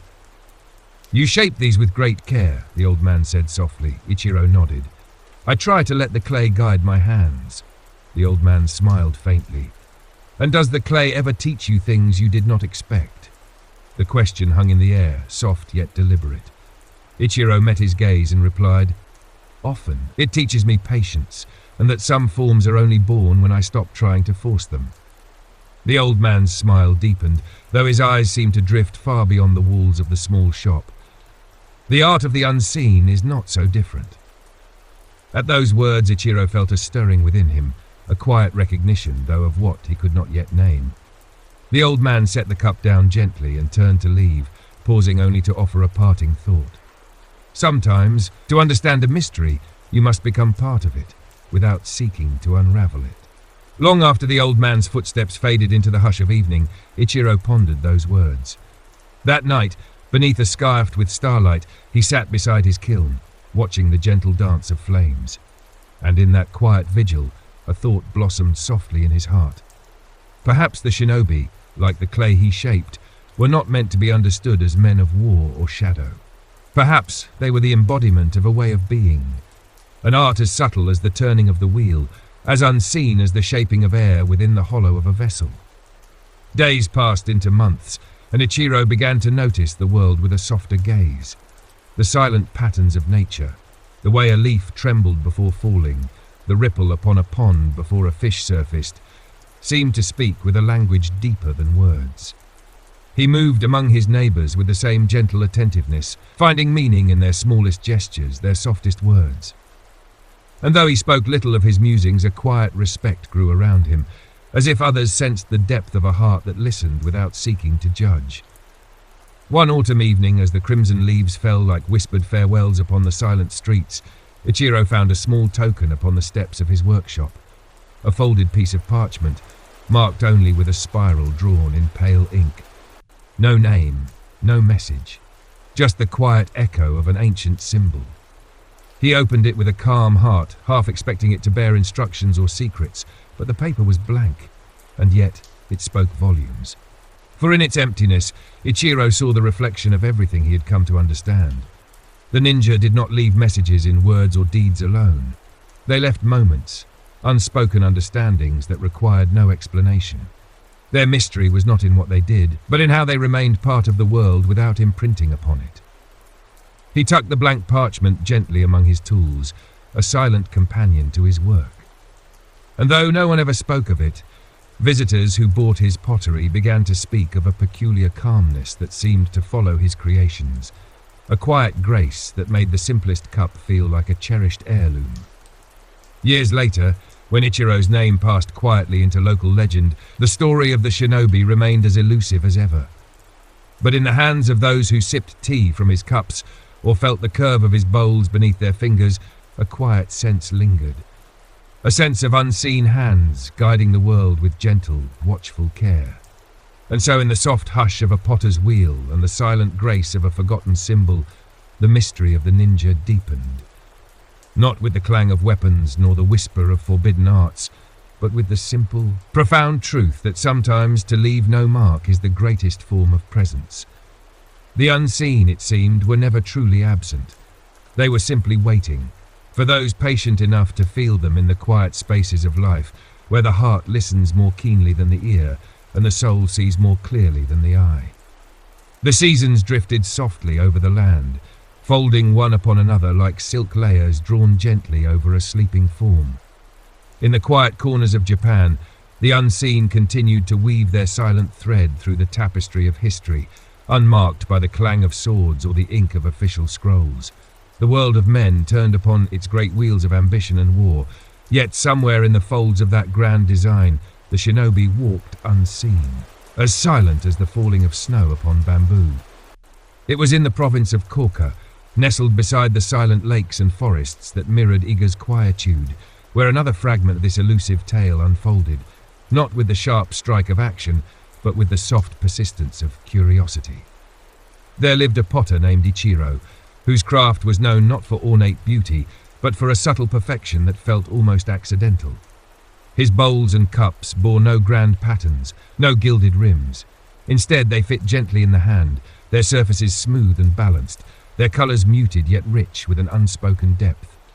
To those who asked of his skill, Ichiro would smile with quiet modesty and say only, "Clay knows how it wishes to be shaped." Few pressed him further, for in those days, wisdom often hid in simplicity. Yet behind his serene exterior, Ichiro harboured questions he could not shape as easily as his wares. As a boy, he had watched a figure in the mist, a fleeting shadow upon the rice paddies at dawn. The figure moved with such grace that it seemed almost part of the morning fog, gliding across the embankments without disturbing a single stalk of grain. The memory never left him, lingering in the silent rhythm of his wheel, in the soft hush of water over clay. Years later, Ichiro met an old man who came to his shop at dusk. The visitor's garments bore the wear of many roads, his eyes carrying a stillness that felt both calming and unsettling. He examined a simple teacup with long, slender fingers, turning it slowly beneath the last light of the setting sun. "You shape these with great care," the old man said softly. Ichiro nodded. "I try to let the clay guide my hands." The old man smiled faintly. "And does the clay ever teach you things you did not expect?" The question hung in the air, soft yet deliberate. Ichiro met his gaze and replied, "Often. It teaches me patience, and that some forms are only born when I stop trying to force them." The old man's smile deepened, though his eyes seemed to drift far beyond the walls of the small shop. The art of the unseen is not so different. At those words, Ichiro felt a stirring within him, a quiet recognition, though of what he could not yet name. The old man set the cup down gently and turned to leave, pausing only to offer a parting thought. Sometimes, to understand a mystery, you must become part of it, without seeking to unravel it. Long after the old man's footsteps faded into the hush of evening, Ichiro pondered those words. That night, beneath a sky soft with starlight, he sat beside his kiln, watching the gentle dance of flames. And in that quiet vigil, a thought blossomed softly in his heart. Perhaps the shinobi, like the clay he shaped, were not meant to be understood as men of war or shadow. Perhaps they were the embodiment of a way of being, an art as subtle as the turning of the wheel, as unseen as the shaping of air within the hollow of a vessel. Days passed into months, and Ichiro began to notice the world with a softer gaze. The silent patterns of nature, the way a leaf trembled before falling, the ripple upon a pond before a fish surfaced, seemed to speak with a language deeper than words. He moved among his neighbors with the same gentle attentiveness, finding meaning in their smallest gestures, their softest words. And though he spoke little of his musings, a quiet respect grew around him, as if others sensed the depth of a heart that listened without seeking to judge. One autumn evening, as the crimson leaves fell like whispered farewells upon the silent streets, Ichiro found a small token upon the steps of his workshop, a folded piece of parchment, marked only with a spiral drawn in pale ink. No name, no message, just the quiet echo of an ancient symbol. He opened it with a calm heart, half expecting it to bear instructions or secrets, but the paper was blank, and yet it spoke volumes. For in its emptiness, Ichiro saw the reflection of everything he had come to understand. The ninja did not leave messages in words or deeds alone. They left moments, unspoken understandings that required no explanation. Their mystery was not in what they did, but in how they remained part of the world without imprinting upon it. He tucked the blank parchment gently among his tools, a silent companion to his work. And though no one ever spoke of it, visitors who bought his pottery began to speak of a peculiar calmness that seemed to follow his creations, a quiet grace that made the simplest cup feel like a cherished heirloom. Years later, when Ichiro's name passed quietly into local legend, the story of the shinobi remained as elusive as ever. But in the hands of those who sipped tea from his cups or felt the curve of his bowls beneath their fingers, a quiet sense lingered. A sense of unseen hands guiding the world with gentle, watchful care. And so, in the soft hush of a potter's wheel and the silent grace of a forgotten symbol, the mystery of the ninja deepened, not with the clang of weapons, nor the whisper of forbidden arts, but with the simple, profound truth that sometimes to leave no mark is the greatest form of presence. The unseen, it seemed, were never truly absent. They were simply waiting, for those patient enough to feel them in the quiet spaces of life, where the heart listens more keenly than the ear, and the soul sees more clearly than the eye. Spring arrived in soft, trembling waves, its first breath carried upon the scent of damp earth and blossoms unfurling beneath a gentle sun. The forests shook off their shrouds of snow, the streams murmured awake beneath their cracked ice covers, and the world stirred, quietly yet insistently, back into motion. And with it the shadows moved again, ever present, ever silent. Far beyond the small hamlet where Taro walked the earth with gentle steps, in a quiet seaside town called Minato, lived an elderly fisherman named Goro. His hair was the color of sea foam, his skin weathered by wind and salt. Goro's life was a simple song: cast the net at dawn, mend it by midday, sell the catch at dusk. Yet woven into the quiet hum of his days was a thread of watchfulness, a way of seeing that few understood. Minato was no grand port. Its harbour sheltered only the slender fishing boats of humble men. Its streets were narrow and sloped gently toward the sea. Yet the townsfolk spoke often, always in low voices, of things seen upon the water's edge, shadows that walked upon the waves at twilight, figures who vanished with the sea fog, footsteps upon the sand that led nowhere. Goro himself had seen them once, many years before, on a morning draped in thick grey mist. He had been a young man then, strong and swift, eager to challenge the seas and the storms. His nets had tangled upon a strange rock that jutted near the shore, a place none dared fish, for it was said to belong to the unseen. When he waded to free his net, he saw a figure standing upon the very rock. Clad in dark, watermarked cloth, the man stood motionless, his face veiled beneath a hood. No sound marked his presence, no ripple disturbed the water where he stood. Goro froze, heart hammering against his ribs. But the figure only inclined his head, as though acknowledging an equal, before stepping backward, and vanishing into the fog as though swallowed by the sea itself. Years passed. Goro never spoke of it, not for fear nor out of superstition, but because something deep within told him the story was not his to tell. Now, in his twilight years, Goro found his thoughts drifting often to that silent figure. Not in fear, nor even curiosity, but in a quiet reflection, much like the sea at dawn, a soft wondering at a mystery that did not beg for unraveling. One evening, as the sun bled softly into the western horizon, Goro sat upon the sand, mending a small tear in his net. The village children played nearby, their laughter rising like gulls into the warm evening air. Among them was a boy named Ren, who often helped Goro with his nets, a bright-eyed child full of quiet questions. Ren sat beside him now, watching with thoughtful eyes. After a long silence, the boy spoke softly. "Grandfather, do you believe the stories? About the shadows on the sea?" Goro's hands did not pause in their work. He answered in the same low, steady voice he used when speaking to the sea. "Some stories are not meant to be believed. They are meant to be understood." Ren frowned slightly. "But how do you understand something you cannot see?" Goro smiled gently. "By learning to see with more than your eyes." The boy fell silent, watching the old man's weathered hands move deftly, weaving fibre with quiet precision. The rhythm of the motion seemed almost like breathing, steady, purposeful, alive. At length, Ren whispered, "Have you ever seen them?" Goro looked out toward the sea, where the waves lapped softly against the rocks. For a moment, he seemed a figure carved from driftwood, still ageless. "I saw a man once," he said at last. "But perhaps I saw only what I needed to see. Or perhaps I was allowed to see him." Ren's eyes widened. "Allowed?" Goro nodded. "There are those who move through this world not hidden by shadows, but part of them. They do not wish to be seen. Yet sometimes, when the moment is right, when a heart is open and the eyes are soft, they allow themselves to be glimpsed, like the wind upon the sea.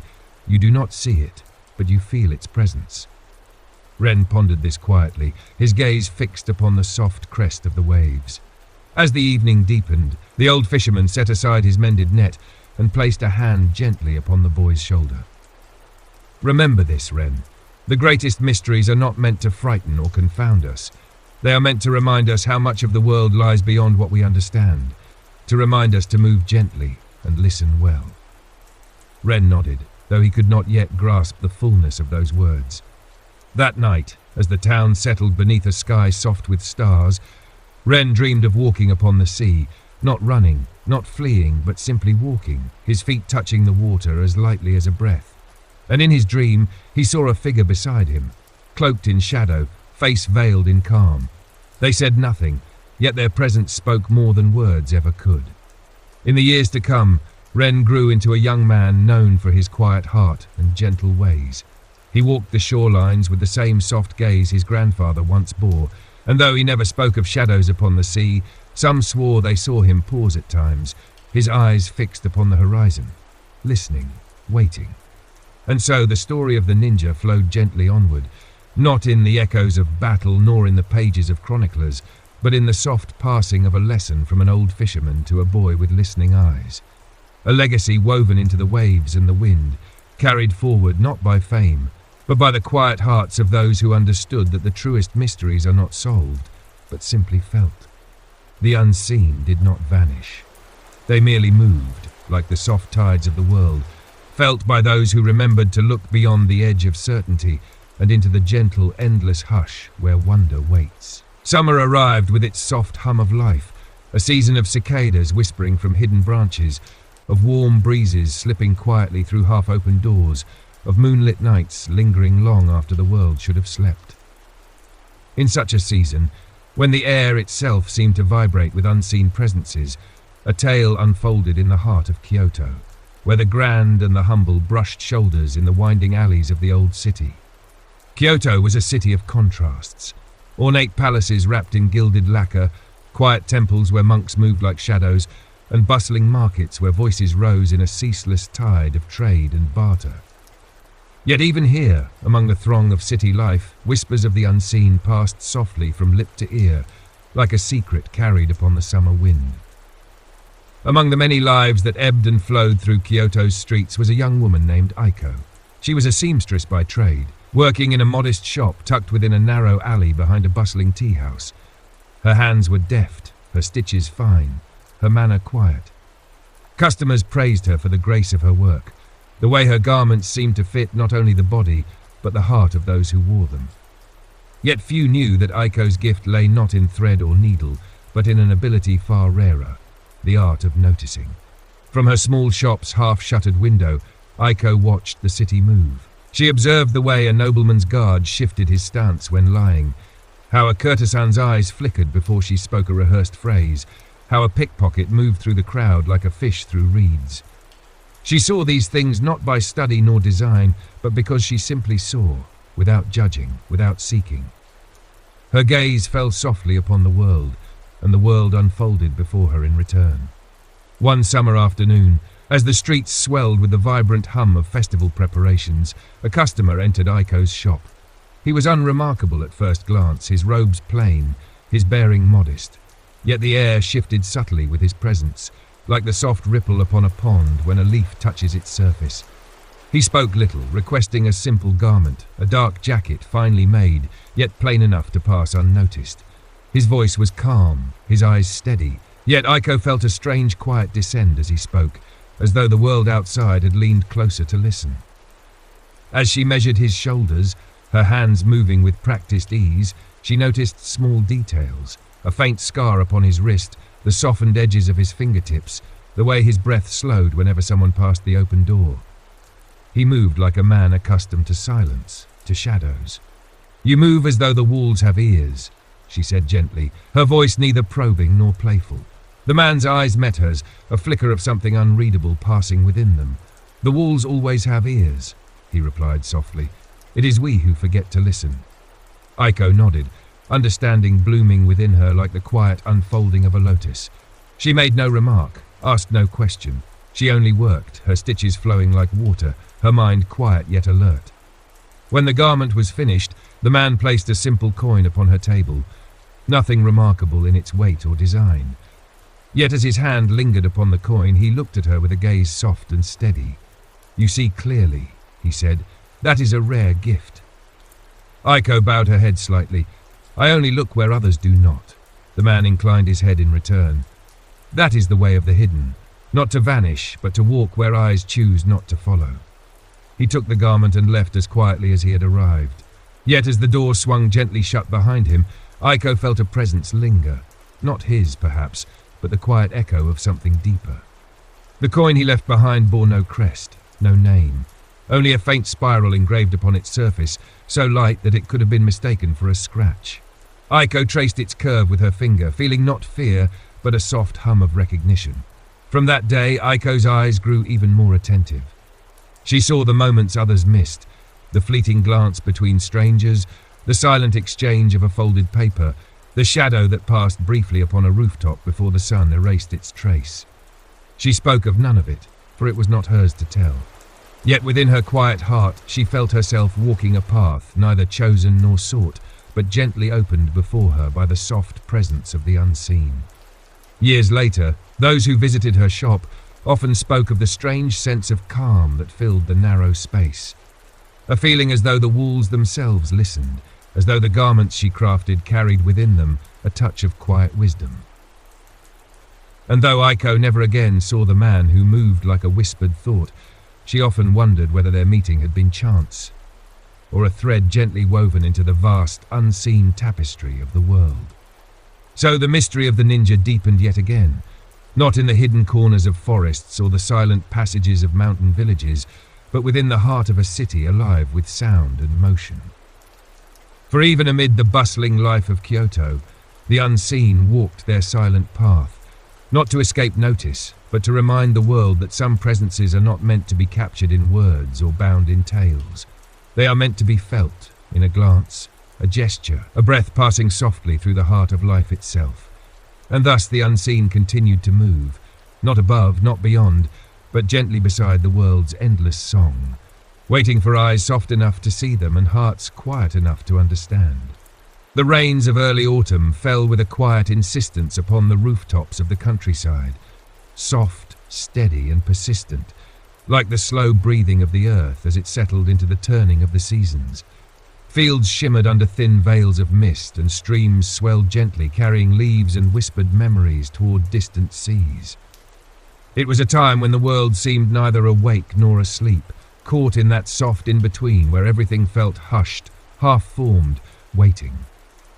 In the remote province of Mimasaka, where the hills rolled like sleeping giants and the forests wrapped themselves around the land in a quiet embrace, lived a monk named Ryoen. His temple was small, perched upon a hillside overlooking a shallow valley. It was a place few visited, not for fear nor for fame, but because it lay apart from the roads that led anywhere in particular. And in that apartness it thrived. Ryoen was a man of silent habits. His prayers were whispered with a voice softer than the wind through pine needles, his steps upon the worn temple stones as light as falling leaves. Yet within him stirred a mind neither dormant nor dulled by ritual. He watched, he listened, and above all he remembered. He had come to the temple many years before, a young man seeking not enlightenment, but an escape from the tumult of a world that prized the clang of steel and the roar of ambition. The wars that churned the land had brushed close upon his family's village, leaving behind scars both seen and unseen. Ryoen had walked away from it all, not in flight, but in a quiet search for something deeper than the endless cycle of conflict. One evening, as the autumn rains drew soft veils across the valley, a traveller arrived at the temple gates. Clad in a robe dark as river stone, his presence stirred the air like a faint tremor upon still water. He carried no weapon, bore no crest, spoke no name, yet Ryoen welcomed him as he did all who came in peace, with a bow and a cup of warm tea. The man drank in silence, his eyes never quite meeting Ryoen's, yet never straying far. And when the cup was empty, he spoke a single sentence. To see without watching is the hardest task of all. Ryoen inclined his head, understanding blooming quietly within him. And to be seen without being watched, he asked softly. The man's lips curved in the faintest of smiles. That is a path few walk, and fewer yet survive. They spoke little more. The traveller spent the night beneath the temple's eaves, wrapped in the quiet of falling rain. At dawn, when Ryoen stepped outside with a cup of tea, the man was gone. No footprints upon the damp earth, no sign of his presence save the faint warmth upon the wooden bench where he had sat. In the days that followed, Ryoen pondered the brief encounter. He felt no confusion, no unease, only a soft stirring within, like the echo of a bell heard faintly across a quiet valley. The man had left no answers, yet in his quiet presence he had spoken volumes. Ryoen began to notice more keenly the spaces between the world's louder notes, the pause between raindrops upon the roof, the silence before the wind stirred the trees, the hush before a sparrow took flight. And in these spaces he felt an unseen current moving, an ancient, patient force that neither sought attention nor feared it. A presence that watched gently, moving beside the world rather than against it.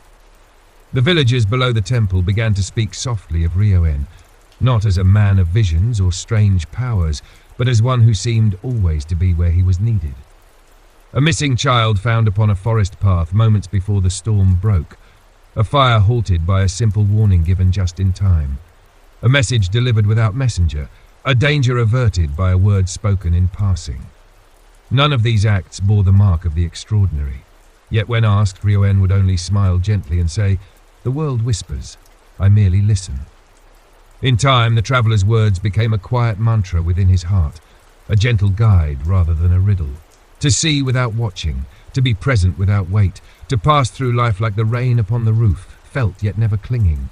And perhaps in that way, Ryoen had begun to walk a path not so different from those unseen ones who moved in shadow, in silence.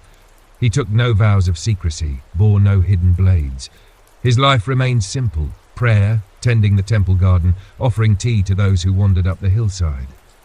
Yet in his heart he walked gently upon the unseen thread of the world, mindful of each step, each breath, each moment of stillness. And when, years later, a traveller passed through the valley, a woman who spoke softly of shadows and paths hidden from common sight, she lingered at the temple long enough to share a cup of tea with Rioen beneath the soft fall of rain. They spoke little, but when she rose to leave, she placed a small token upon the bench, a single folded leaf, marked with a spiral drawn in water alone. Rioen watched her descend the hillside with a calm heart, the faintest of smiles upon his lips. The unseen had passed again, brushing softly against the edge of the world, not to reveal, not to claim, but to remind that the quiet path remains for those willing to walk without seeking and to see without watching. So the mystery of the ninja deepened yet once more, not in acts of daring nor in whispered names, but in the silent bond between those who understand that presence does not require proof nor silent secrecy. It only asks for a heart that moves gently within the world's quiet song. And thus, beneath the soft veil of autumn rain, the unseen continued their endless, graceful dance, a step beyond sight, a breath beside sound, forever part of the world's soft-spoken heart. The winter winds returned once more, their chill wrapping gently around the shoulders of the land, threading through the valleys and forests with a slow, whispering grace. In the remote village of Saku, cradled within a hollow of the eastern mountains, life moved in quiet circles, planting, harvest, waiting. The seasons turned like the soft hands of an unseen clock, marking time in silent breaths rather than loud proclamations. In this village, known to few and visited by fewer, there lived a craftsman named Hiroshi. He was a maker of paper, washi, as fine and translucent as morning mist. His work was sought not for its beauty alone, but for something harder to name. His sheets held a quiet strength, a softness under the touch, a hidden resilience that spoke not of the maker's skill, but of something deeper, a harmony between hand, heart, and the silent wisdom of nature. Hiroshi lived alone in a modest house by the river, his days measured by the rhythm of pulping, pressing, drying. Yet his heart was far from solitary. For in the flow of the water, in the fibres of the mulberry bark, in the weight of a single sheet lifted into the air, he sensed the soft hum of the world's quieter currents, the unseen movements that shaped life beneath the surface of things. One evening, as the winter sun sank behind the distant ridges and a soft veil of frost touched the ground, a stranger came to his door. The knock was soft, barely a whisper against the wooden frame. When Hiroshi opened it, he saw a man standing beneath the pale glow of the evening sky, his cloak dusted lightly with snow. The stranger spoke not a word, offering instead a small bundle wrapped in cloth. His eyes met Hiroshi's with a calm that carried no question, no demand. Hiroshi accepted the bundle, bowing gently. The man returned the bow, a movement so fluid it seemed almost part of the falling snow, and turned away, disappearing into the gathering mist. Inside, beneath the soft flicker of a single lantern, Hiroshi unwrapped the cloth. Within lay a single sheet of paper, no larger than his palm, marked with an ink drawing so fine it seemed woven rather than painted, a spiral, faint as a breath, circled inward upon itself. No signature, no words, no instruction. Yet in that silent offering, Hiroshi felt a quiet understanding bloom within him. He did not display the paper, nor hide it away. Instead, he set it gently upon his work table, where it lay among his tools, a silent companion to his craft. From that night forward, his hands moved with a different rhythm. The fibres in his paper seemed to align with a grace he could not explain, responding to his touch not as a material to be shaped, but as a presence to be honoured. Visitors who came for his paper noticed a change, not in the quality, for that had always been high, but in the feeling. Holding a sheet of Hiroshi's washi felt like holding a quiet moment of the world itself, a piece of sky, a whisper of wind, a hush between heartbeats. Over time, stories began to drift quietly through the nearby villages, of messages written upon Hiroshi's paper that arrived before they were sent, of documents that vanished before falling into the wrong hands, of letters whose words seemed to carry meaning far beyond their ink. None of these tales bore certainty, and none were spoken loudly. Yet beneath them all stirred the soft, persistent thread of the unseen. Hiroshi never sought answers, nor did he give them. He moved through his days with the same gentle attentiveness, his work unchanged in its outer form. Yet within, something had shifted, a quiet presence he felt beside him in every movement, every touch of fibre and water. As though his hands no longer shaped the paper alone, but walked in silent harmony with hands unseen. One winter night, as the snow fell thick and silent upon the world, Hiroshi stepped outside to set his drying frames beneath the soft protection of the eaves. The sky was a deep, endless grey, the air sharp yet still, and there, beneath the falling snow, he saw a figure standing by the riverbank. The figure did not move, nor did Hiroshi call out. They simply stood in quiet communion, one by the water, one by the door. A single glance passed between them, soft as a falling flake, and in that glance no words were needed. The figure bowed, slow, graceful, deep. Hiroshi returned the bow with a heart full of quiet understanding. When he looked again, the figure was gone. Only the soft indent of footsteps remained upon the snowy bank, fading gently beneath the falling white. He stood in the quiet of that moment, feeling the world breathe around him, the soft rhythm of presence and absence, of seen and unseen, and in his heart a calm certainty unfolded. The unseen were not distant figures of shadowed myth, nor spectres hidden in fear or secrecy. They were part of the world's quiet song, woven into its fibres like the threads of the washi he shaped each day. From that night, Hiroshi's work bore a new grace, not in technique but in spirit. His paper carried within it the hush of the unseen, the soft echo of lives lived beside the world's louder stories. And those who touched it felt, without knowing why, a sense of gentle peace, as though for a brief moment they had glimpsed the soft turning of a secret beyond the edge of sight. So the mystery of the ninja deepened yet again, not in the stealth of warriors nor the whispers of hidden blades, but in the silent communion between a craftsman's heart and the unseen path that moved softly beside all things. A thread not meant to bind nor to break, but to remind the world that some truths live best in the quiet spaces, where eyes may not see but the heart always knows. The early spring mist lay thick upon the narrow mountain path, swirling in soft eddies around the hooves of a lone traveller's horse. It was an hour before dawn, when the world still slumbered and shadows clung tightly to every hollow. The faint tread of the horse's hooves seemed swallowed by the hush of the woods, and the man atop the beast rode with the silence of a figure half glimpsed in a dream. His cloak was dark, rough-spun, drawn close around his shoulders. His head was bowed, his face obscured beneath a simple hood. He was but one of countless wanderers crossing the provinces of Sengoku-era Japan, so it seemed. Yet none who crossed his path would remember him come morning. At a village where the faint outline of smoke trailed from humble hearths, he paused only briefly. A flick of his hand and a morsel of dried rice found its way to a ragged child crouching by the roadside. The child blinked, but before gratitude could form, the rider had vanished into the mists again, as though he had never been. Such encounters were whispered of in these lands, but few gave them much thought. In a time when bandits roamed freely and warlords sent soldiers sweeping across provinces, a solitary traveller was often overlooked. It was precisely this anonymity that kept the art of the ninja steeped in enigma. For to see a ninja was to see a shadow, and shadows by nature do not linger in the mind's eye. This man, if indeed man he could be called, was known in no record, praised in no song. Yet even as the peasants bent over their fields, unaware of his passing, a message he had carried changed the course of a province's fate. And so the shadow rode on, nameless, faceless, a phantom among men.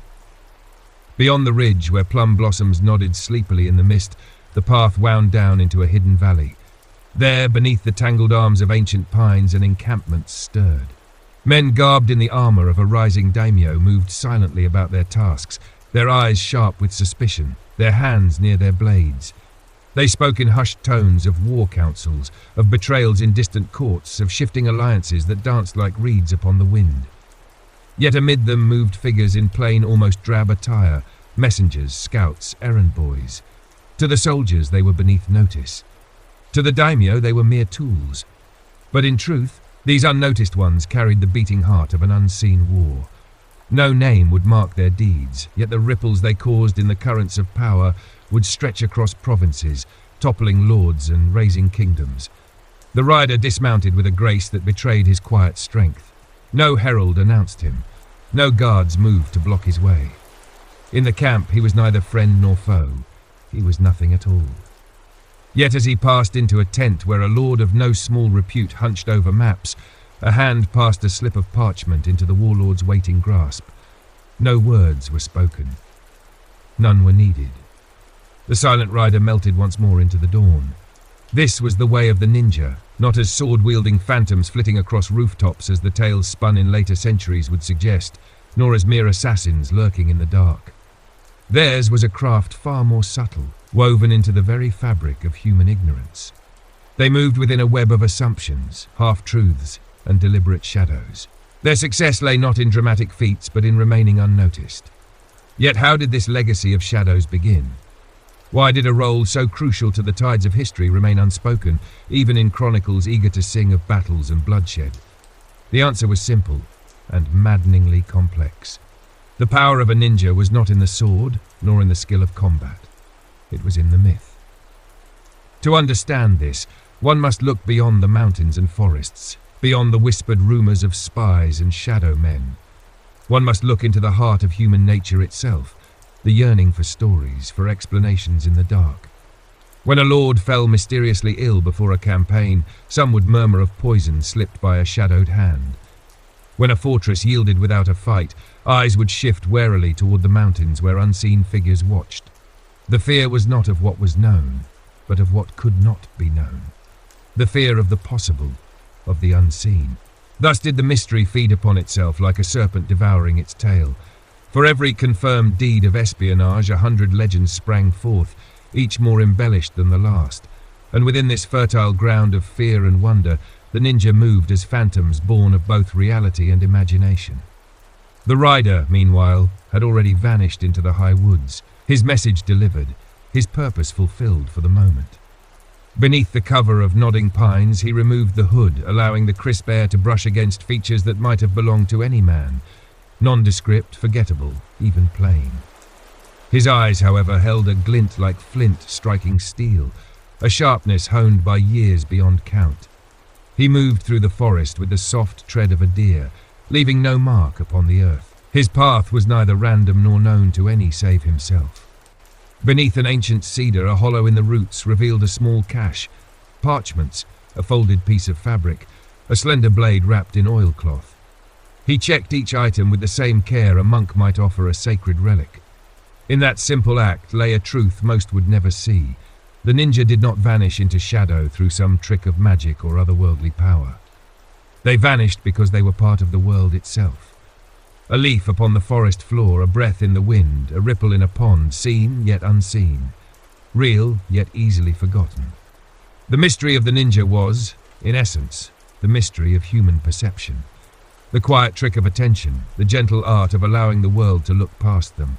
In a world clamoring for heroes and villains, they chose neither mask. They chose to remain the empty space between stories, a place both feared and ignored. And it was in that space they held power. As the first rays of the sun crept over the horizon, casting soft gold upon the mist-laden valley, the rider rose, and with a final glance toward the camp now distant beyond the trees, disappeared into the hush of morning. A shadow passing unseen, and thus immortal. Far beyond the ridge where the pines whispered to the wind, the rider's silent passage gave way to a path narrower still, winding deep into the folds of the forgotten hills. Here, amid the hush of nature's breath, the world itself seemed to hold its tongue. Even the birds, heralds of dawn in all other places, sang not here. This was a realm untouched by war drums or courtly intrigue, a place where time, it seemed, flowed slower, as though reluctant to disturb the veiled stories hidden within its shadows. The rider moved with a purpose that transcended mere duty. His mission, now carried into the depths of the land, was no longer a matter of mere message or silent observation. It was a thread in a tapestry no single man could see in full. Yet each step, each unseen footprint, wove meaning into the fabric of fates yet unwritten. The path curved toward a half-forgotten shrine, its stones weathered and lichen-stained, resting beneath the gnarled boughs of ancient trees. There before the shrine, a figure sat in stillness, an elder draped in plain robes, the fabric undyed, woven by hands now long gone from the world. The elder's face bore the quiet erosion of years, lined not by suffering but by understanding. Eyes half-lidded in thought, lifted slowly as the rider approached. No greeting passed between them, no bow, no whispered word. The mere presence of both was greeting enough, a silent acknowledgement that spoke louder than voices ever could. The rider knelt upon the moss-covered stones, folding into the earth like a leaf descending without sound. The elder, with movements slow and deliberate, extended a hand, not in command, but in offering.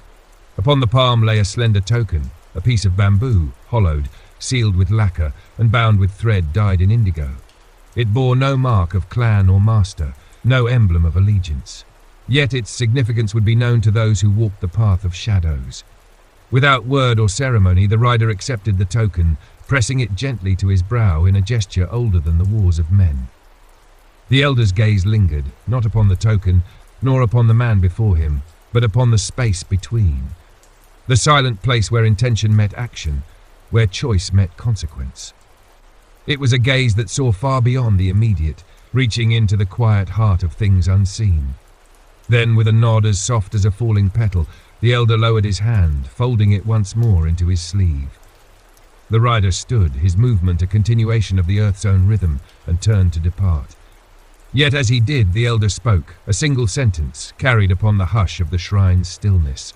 "Your shadow will stretch farther than your footsteps." The rider did not look back. He did not need to. The meaning of the words echoed within him, not as instruction or omen, but as truth recognized and accepted. For a ninja, the shadow was never bound by the body that cast it. It moved ahead, beside, behind, an echo of intention, a reflection of purpose unseen. A shadow could reach across hearts, across fears, across the delicate balance of power men so jealously clutched. And unlike a blade or a command, a shadow left no blood, no scars, only the silent shifting of the world. As the rider descended once more into the valley of the forgotten, his steps bore him toward a village too small to warrant notice upon any lord's map. Yet in its narrow lanes and beneath its thatched eaves, a different kind of battle played out, a silent one fought with glances, whispered rumours, and suspicions hung in the air like mist after rain. The people here spoke little, their lives bent beneath the weight of taxes and soldiers' boots. Yet among them moved a thread of unease, barely sensed yet keenly felt. A farmer's glance that lingered too long upon a stranger, a merchant's hand trembling as he weighed silver coins, a woman pausing in her weaving, eyes darting toward the woods at twilight. It was here that the art of the unseen took its most subtle form, not in overt actions or daring escapades, but in the simple, quiet sowing of doubt. The rider became part of this tapestry, a presence unnoticed, a figure that neither startled nor belonged. In the market, he moved like a wisp of smoke, exchanging coins for rice with a hand so ordinary none recalled it. In the village square, he lingered near the well, absorbing whispers half-spoken. His presence stirred neither alarm nor familiarity, merely the quiet sense of a stranger who belonged nowhere. And within this delicate weaving, a message passed, not upon parchment, not upon a coded symbol, but upon the silent understanding between men and women who lived on the edge of fear. A glance shared with a farmer at dusk, a word spoken in jest to a merchant's son. A single phrase left to hang in the air as a passing remark. Through these threads the shadow moved, unseen yet ever present, shaping decisions before they were even made. By nightfall the village carried a subtle change, its heart shifting by degrees too fine for any observer to chart. A lord's tax collector set to arrive within the week would now find his reception curiously cold. A militia captain seeking fresh conscripts would be met with murmurs of illness and unseen threats lurking in the woods, all without sword or blood, a quiet ripple upon the still pond of the village's life. This was the mastery of the ninja's true art, not in the clash of blades or the glory of open war, but in the silent movements that guided men's hearts and fears. It was a craft that left no monuments, no songs, only questions, whispers, and the quiet shifting of fate.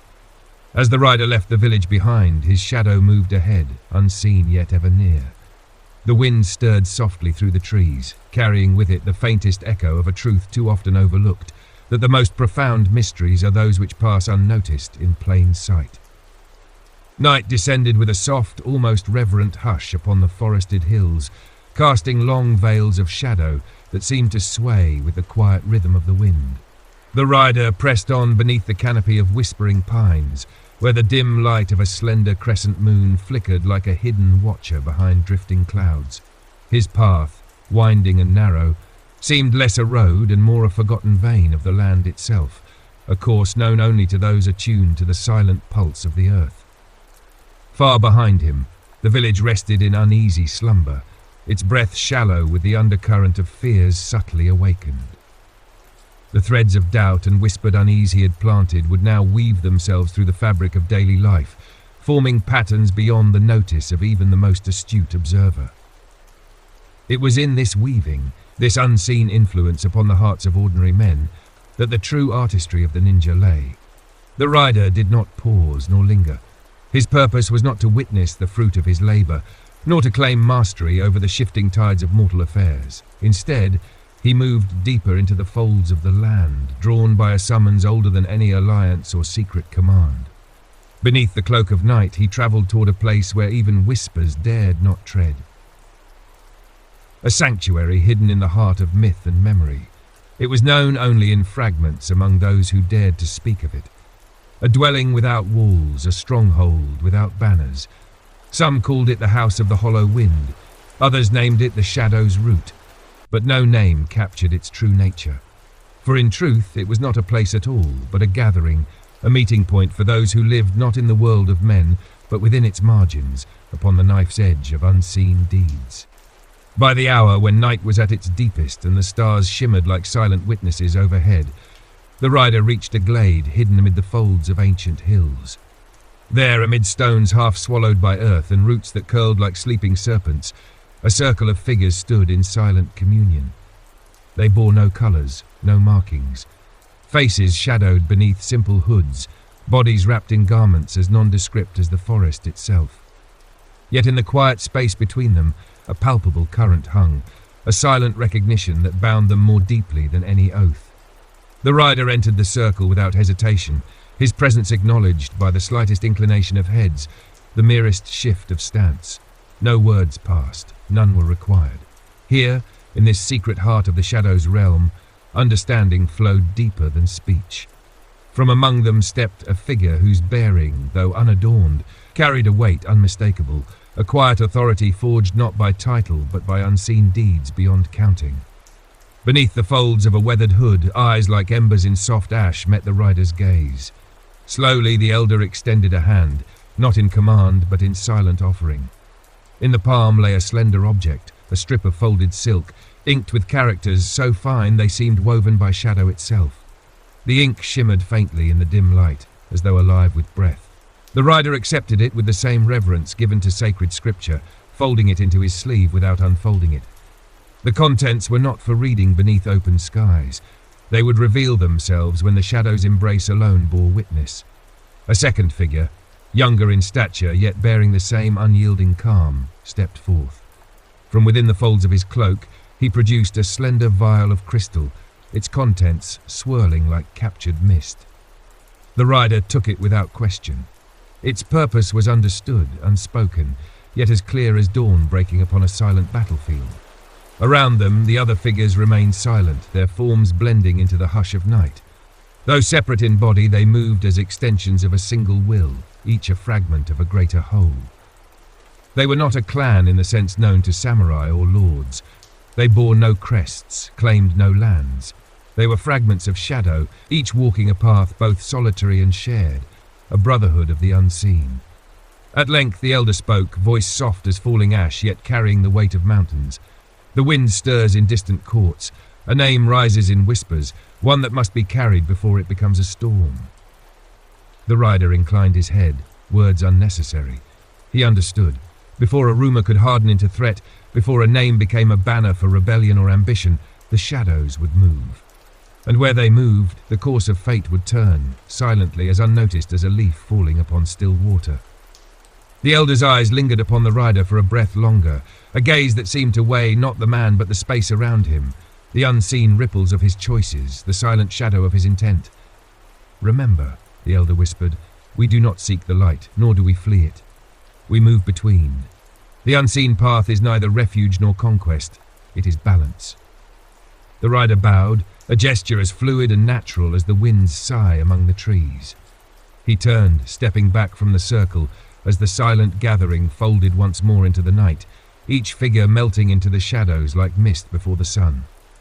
By the time the first threads of dawn painted the horizon in soft hues of amber and rose, the glade stood empty once more, save for the whisper of the wind and the silent watch of ancient stones.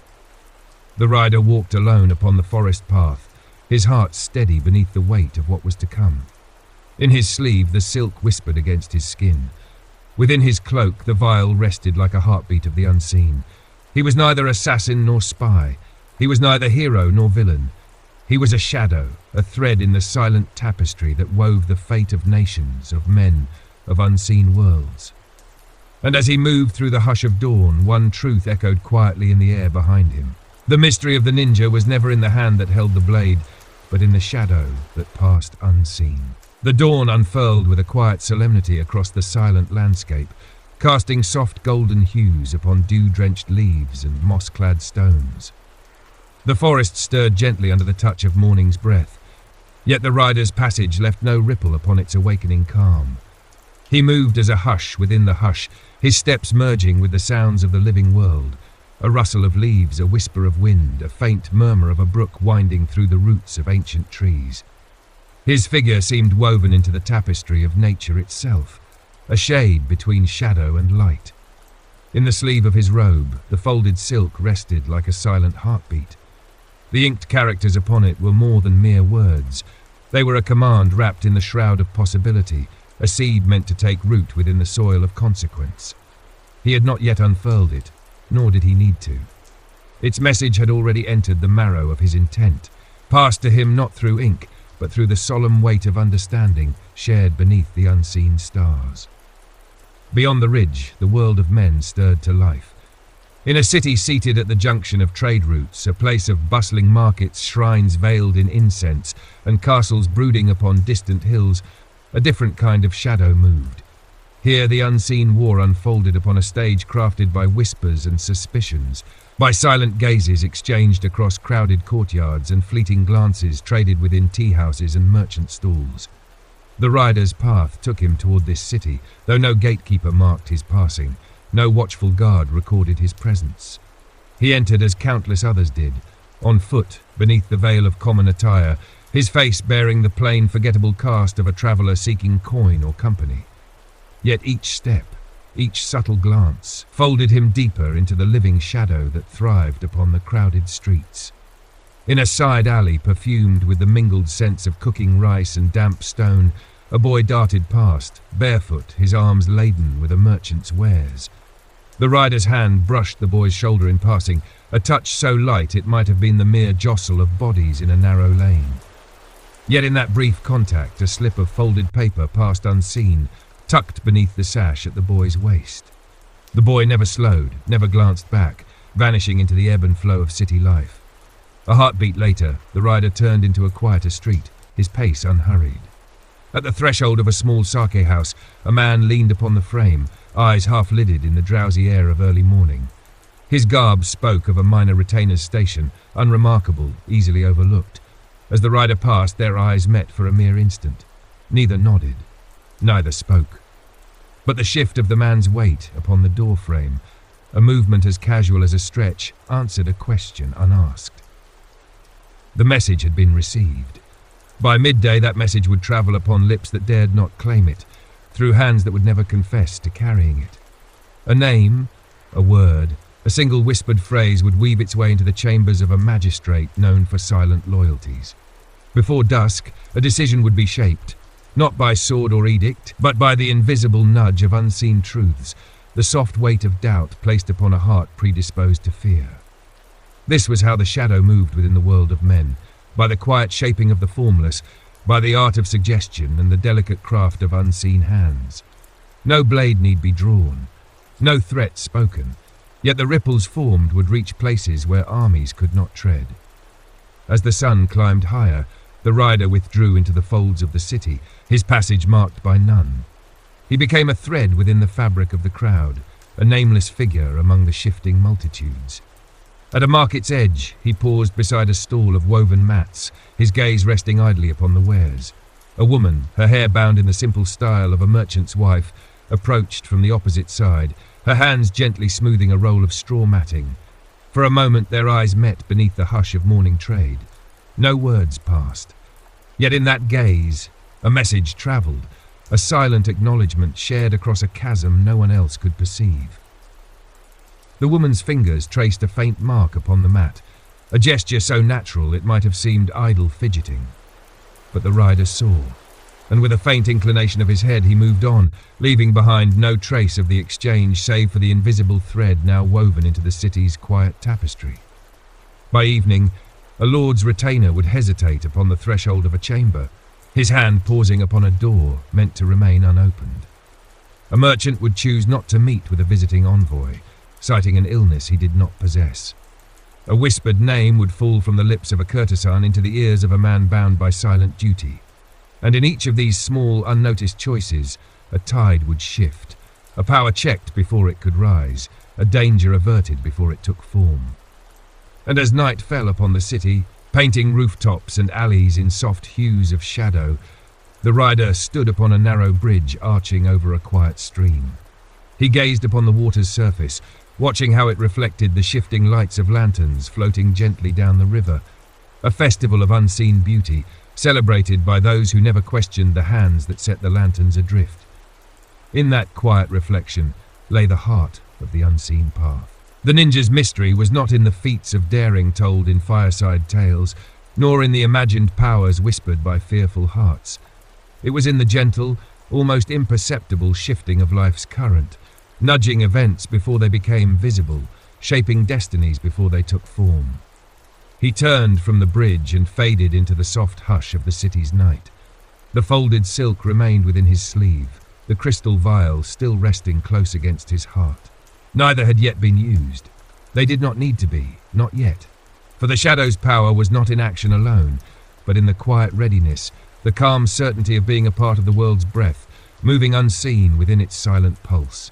And thus, as the stars unveiled themselves once more across the darkened heavens, the rider walked onward. No name, no face, no song to herald his passing. A whisper within the world's endless story, a mystery destined to remain unsolved.